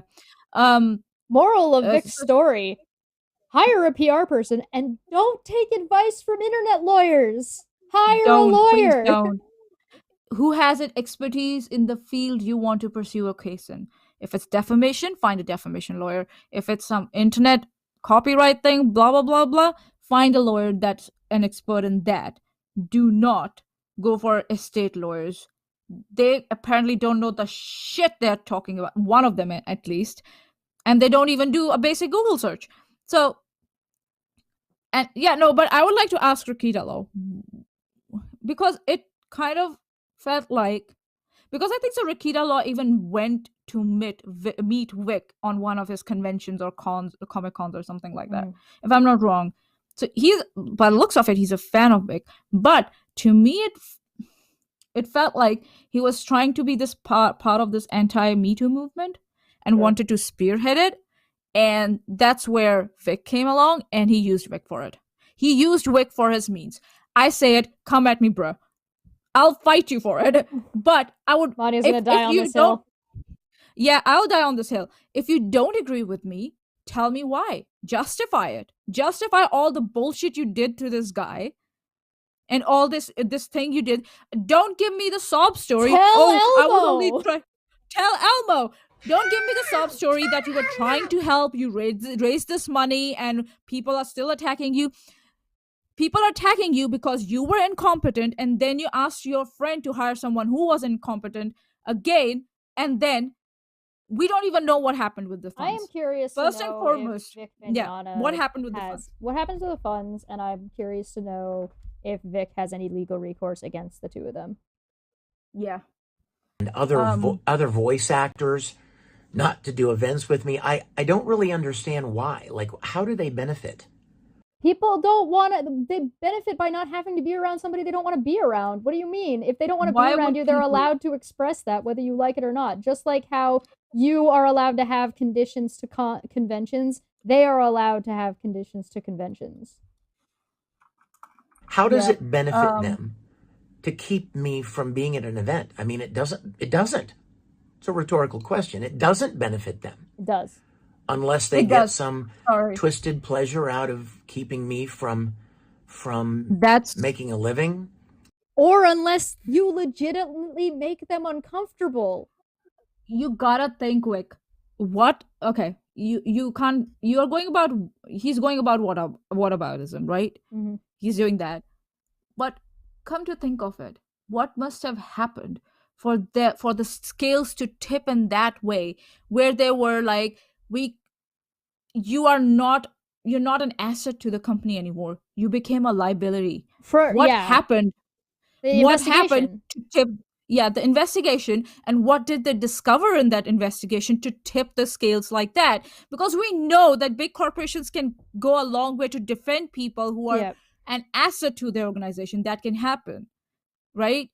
But so yeah, you have to really, I think so, it's an opportunity for Vic to introspect at this point in his life. What does he want from his life, and how he's going to go about it, and sit and examine his own behavior, or go to a psychologist and be honest and talk about bullshit and sort it out, whatever's going on with you. You need to sit down and introspect about your own behavior. Yeah, dude. it seems to me that Vic's got a lot of yes men around him, or a lot of people who are supportive of him, and Rikita Lowe was one of them. Yeah, and doesn't have a whole ton of people who are gonna say, dude, you're not coming across well, period. And because you're not coming across well, because he doesn't understand. He still doesn't get it. He does not understand, and he's assuming malice. Yeah. Well, there's no benefit to them unless you actually make them uncomfortable, unless you're actually making the company look bad, unless you're actually losing tickets to conventions, right? Like, these are threatening lawsuits or threatening to go to the police or stuff. Yeah, if there's some kind of, if you're at, like, because of the part of the deposition we lost, the age of those girls was questionable. Yep. So to you, he was like 20, 21-ish. Like, what does that mean, that you weren't checking? Yeah. And like, plus like the uncomfortable pictures and kissing and hugging and stuff, it's like you didn't handle this well. Whether or not the more extreme allegations are true or not, there's enough stuff that you've said and done directly to give enough people, be it conventions owners, be it PR people, be it, like, it's possible that there's voice actors that don't have any personal problem with you and you don't make them feel uncomfortable. They don't want to be seen with you because it's bad for their image. Right? There's lots of reasons, and some of them may feel or seem unfair, but particularly if you haven't done anything. If you haven't done anything, then it's a matter of your approach, and that's easy to fix and change and adjust your reputation. But the problem is that everything relies on your reputation in this kind of an industry. Yeah. The same way it wasn't fair for women to feel like they couldn't come forward about something because they'd be blacklisted. That's what's happening to you. Or they might be attacked by your fan base that have found a place on the internet to congregate together and plan. Yeah. All right, let's keep going. He doesn't understand. And keeping other fans that want to meet me and appreciate my work from doing so. But there are 10,000 of you for every one of them. That's scary. Maybe more. And I just want you to know how thankful I am for that. The second thing I want to say is this. Please, whether you hate me or like me, whether you support me or condemn me, regardless, it's fine if you can't stand me. But please hear what I'm about to say. All right, are we ready? Wash your brain. All right, let's hear. Open mind. Brr. Let's go. I was a fan of you back in the day. Not a fan of the way you've handled this or your behavior. I don't know whether things about you are true or not. I'm just going based off of what you've said. So let's put all that to the side. Compartmentalize what he's about to say. Here we go. They haven't won anything. Well, that's just patently not true. Oh, no. Honey, your case was dismissed with prejudice. Is there Funimation? The motions were successful, and you have to pay their lawyer's fee. Honey, I think so. His lawyer also didn't even explain one bit to him. I think so. His Vic, lawyer. whether you You like should have me, asked Rikita. but Vic, Rikita, buddy, pal, friend, honey. sweetheart, whether you like me or not, whether you agree with what we've said or discussed in this stream, please, it doesn't matter. It's fine. Just listen with an open mind with what I'm about to tell you. Hire a PR person To talk for you, sir. so that you don't I get will shit be your PR wrong. person if you would like. Hire me. I will help Yes, me she's very to good help at this. you. I can vouch. I'll help you out, bud. You know what? It's gonna be a lot of work. You're gonna have to actually listen to what I have to say. You're gonna have to do what I tell you to do. But I will take your money and I will do more work to help you than Rikita got to help you for himself and his buddy from the GoFundMe. So let's feel free to reach out to me. Hell, I'll even have you on the show if you want. But bruh. Bruh. All right, let's Bruh. First order of business. Accepting the current situation. You can't win if you don't allow the game to be played. Does that make sense? All that has happened here is they've kept the case from being heard. No, honey. That's what's happened. No, your lawyer did that. Your lawyer did that. And if he's giving you this reason, he's full of shit. If that's what he has told you, he's full of shit. Buddy, go after your lawyer. Seriously. Find a way to get it done. And find an appropriate lawyer for it this time. Somebody clip that bit and somebody clip that bit and send it to Vic, please. I'll send him a resume. There wasn't a presentation of the facts and evidence and a verdict and proof of anything. It never got to that stage. Dude, you were deposed. People talk about Johnny Depp's thing all the time. It got past that, and your lawyer didn't submit shit. Well, Johnny Depp had his case heard in front of a jury, and they made a decision. It never even got to that with me.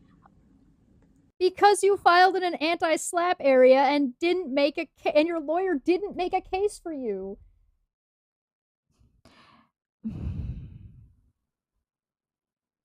Vic, honey, you're being taken for a ride by a lawyer and your friend. Come to us. Come to the light. We will guide you. We can guide you better than those two assholes. Seriously. I mean, he has no legal recourse at this point for this stuff. So he needs to, just work on fixing his fucking public reputation and maybe stop having so much sex with fans. Yeah. Stop doing that. Number one, stop using your workplace as a dating pool. No, you can't. No, don't give him the advice now. We have to get paid for that. Oh yeah, we got it. Yeah. Oh, I think Maanyaa just accidentally hung up. All right, I'm gonna hit play. Oh, there she's It's kind of like if two baseball teams went to a this is gonna be a bad stadium. analogy. And one baseball team locks the other team in the locker room and then goes, "We won!" Actually, yeah. If one team doesn't show up to the game, you forfeit. Honey, your lawyer took the case, put it on a tray, decorated with chocolate and flowers and all that shit. And then he presented it to the defendant counsel. He's like, here, take it and eat it. It's tasty. Served it on a platter, dude. Your lawyer served it on a platter. I might feel some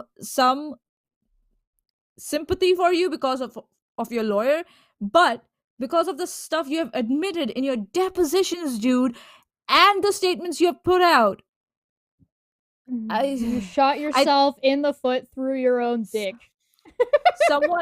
someone please give this guy a reality check. Someone slap him 2 times across his face and tell him, dude, wake up. I think so. He's all his life he's lived this very protected life. He's been very protective, sheltered, and now suddenly he's not from his Liberty Christian school. And now he has to. It was run by a televangelist. Face the big bad world out there, and he just doesn't get it. It's like, you know, it's like Christians, like, you know, the extreme fundamentalism, the fundamental Christians, right? Mm-hmm. They're like, oh, we are just doing Lord's work. Why are we being persecuted? You're assholes. That's why. And he just doesn't get it. No, that's not winning.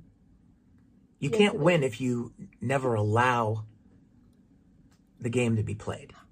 Hold on. I have to add something. How can a case be dismissed that was never filed? A case be dismissed that was never filed. How can the lawyers prevent you? How can the lawyers prevent your lawyer from submitting something they withdrew? First forged and then withdrew, thinking the forgery would go away somehow. Whatever. If they want to win, let the facts be heard. That's what I would say. If you want to win, if you want to claim some kind of victory, let it go to trial. Don't file motions to shut it down before the case can ever be heard. The last thing I want to say is, for those of you that don't completely understand the case, this was not like you. Do you? I was about to say, do you understand the case? I don't know. We're about to find out, because so far I'm leaning on a hard no. Nope. This is not any kind of a proof of guilt.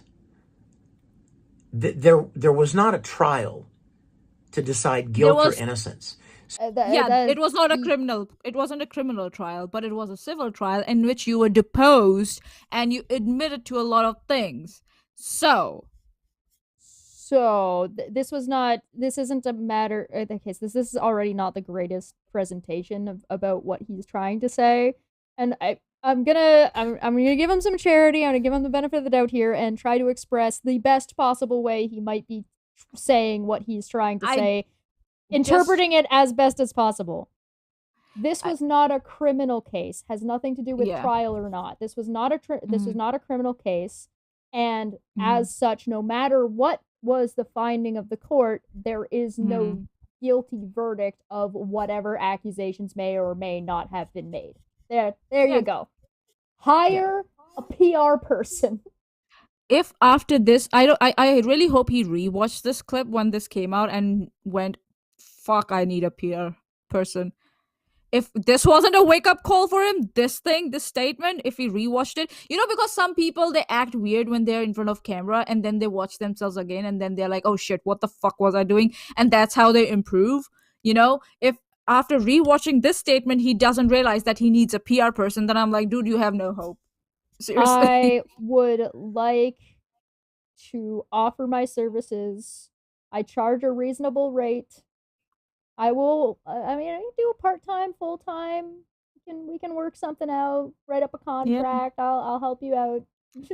Contract. Your shit ass reputation. It's dude. not going to be verbal. It's going to be a contract. Become a skirt for Vic Mignogna. Ouch. Oh god. Yeah, because working for him would give me so much clout, right? That wouldn't just pull me down into the fucking absolute anus hole garbage. Pits of hell. Oh god. If I end up being the PR person for this guy, you guys will know by the change, but I will not publicly announce that I'm doing it. No way. Use a ghost name, a ghostwriter name or something like that. Yeah, right. You know? Yeah. You can do that, I think so, right? You can do that. Well, I can have a contract with him, and that can just be private and work with him in the background. I don't need to publicly or use an alias if you do give any statements on his behalf or something like that, you know. Spokesperson for Vic said blah blah blah blah blah. Anyway, let's do one more minute of this. asinine nonsense. So if you're out there thinking, oh, well, Vic must be guilty. No, there was no pronouncement of any kind of guilt. This was not a verdict. The appeals court simply decided to refuse to allow the case to move forward. No. If he had given this statement when the allegations came out on Twitter and said that these are just allegations and there was an investigation I was not privy to and there was no conviction, this is not a criminal investigation, blah, blah, blah, that would have, at that time, that this would have worked in his favor. Saying it now, nope. He's also getting a lot of the terminology wrong, which is probably just an error of like his how much knowledge he has on what's going on. I'm willing to give him I'm still giving him the benefit of the doubt here to say that this is a matter of like ignorance of terminology, not purposeful misrepresentation. It might be, I don't know, but if we give him the benefit of the doubt, we give him the charity to say, hey, listen, he doesn't know the terminology, he's not using it properly, so this isn't quite properly representing what the case actually is, because there was a verdict. And it isn't that they're refusing to let the case move forward. That's just wrong. They've just upheld the findings of the previous court. Yeah. So, dude, the court case is over. It's not that the game didn't happen. It's just they had a better lawyer than you did, and that's not surprising considering you listened to internet lawyers and also you were up against Funimation. Like this is a comedy of errors. This is like just bad decision making snowballing. And I have to blame his lawyers also. His lawyer also a little bit. If his lawyer realized that he was out of his depth, if it was out of his depth in this case, why didn't he excuse himself? He had a duty of care towards I don't know if the judge would allow that. He could have tried. You can make a request. He could have tried. He could have made a request. He could have said, Your Honor, I am knee deep in something I don't know about. I'm not an expert in this. Can I withdraw? You can. He could. That would have Shouldn't been have more taken the case. Yeah, that would have been more dignified than throwing Vec under the bus by withdrawing the affidavit. And then, now he's out here saying this instead to his fans that are now going to run around and be like a bunch of rabid monkeys trying to, take down people who have only followed the procedural rules. And he's blaming them, implying, Funimation and Real and... Monica is Real. Toye and... and Ron. Jamie. Toye is Ron. Oh yeah. You're going by. I'm going by the first names. You're going by the last. Yeah. So there's like a I would recommend. Here's my free piece of advice. I have 3 free pieces of advice for Vic. Hire a PR person. Preferably Chesh. Get your fan base under fucking control, and don't listen to internet lawyers. If you try to hire a lawyer and they say you have no case, and then you try to hire another lawyer and they say you have no case, don't take the advice. Don't desperately seek out the advice of an internet lawyer, and then just go listen to whatever a he PR says. person. Go to a PR person, or at least just keep looking like, oh god, whatever. Don't listen to internet lawyers. Fuck. That is not a pronouncement of any guilt or innocence of anybody.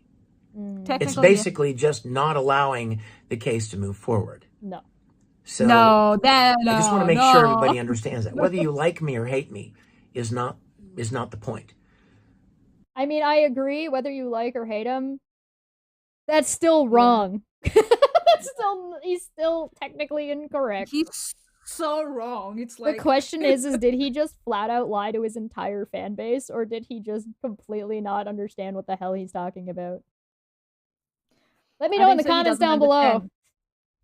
I personally, I think he doesn't know what he's talking about, and the point is that there was and his lawyers just left him on his own devices now. Proof or pronouncement of guilt or innocence, and nobody won anything.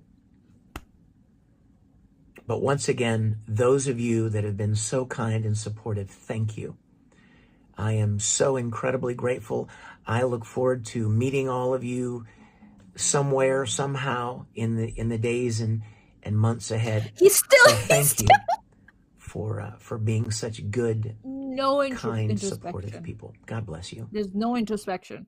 Stop encouraging your fan base to attack people for you.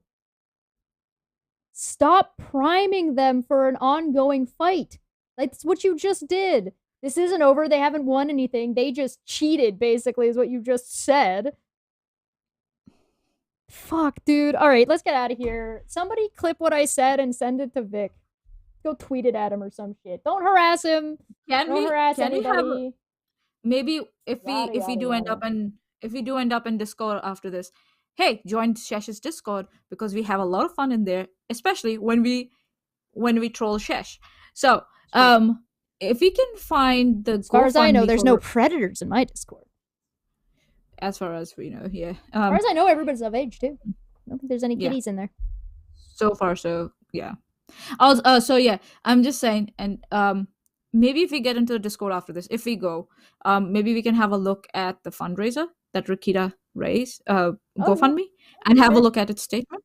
Yeah, we can definitely do that. I'm curious now. Become a member to join the Discord. Become a Patreon to also gain access to that Discord. We will see you. We have time. A lot of fun in there. Yeah. Cheers, everybody. Bye. Bye. Hello. Welcome back to Don't Fekk Friday. Don't Fekk Friday. Don't Fekk Friday. Don't Fekk Friday. Don't Fekk Friday. It's going to be fun.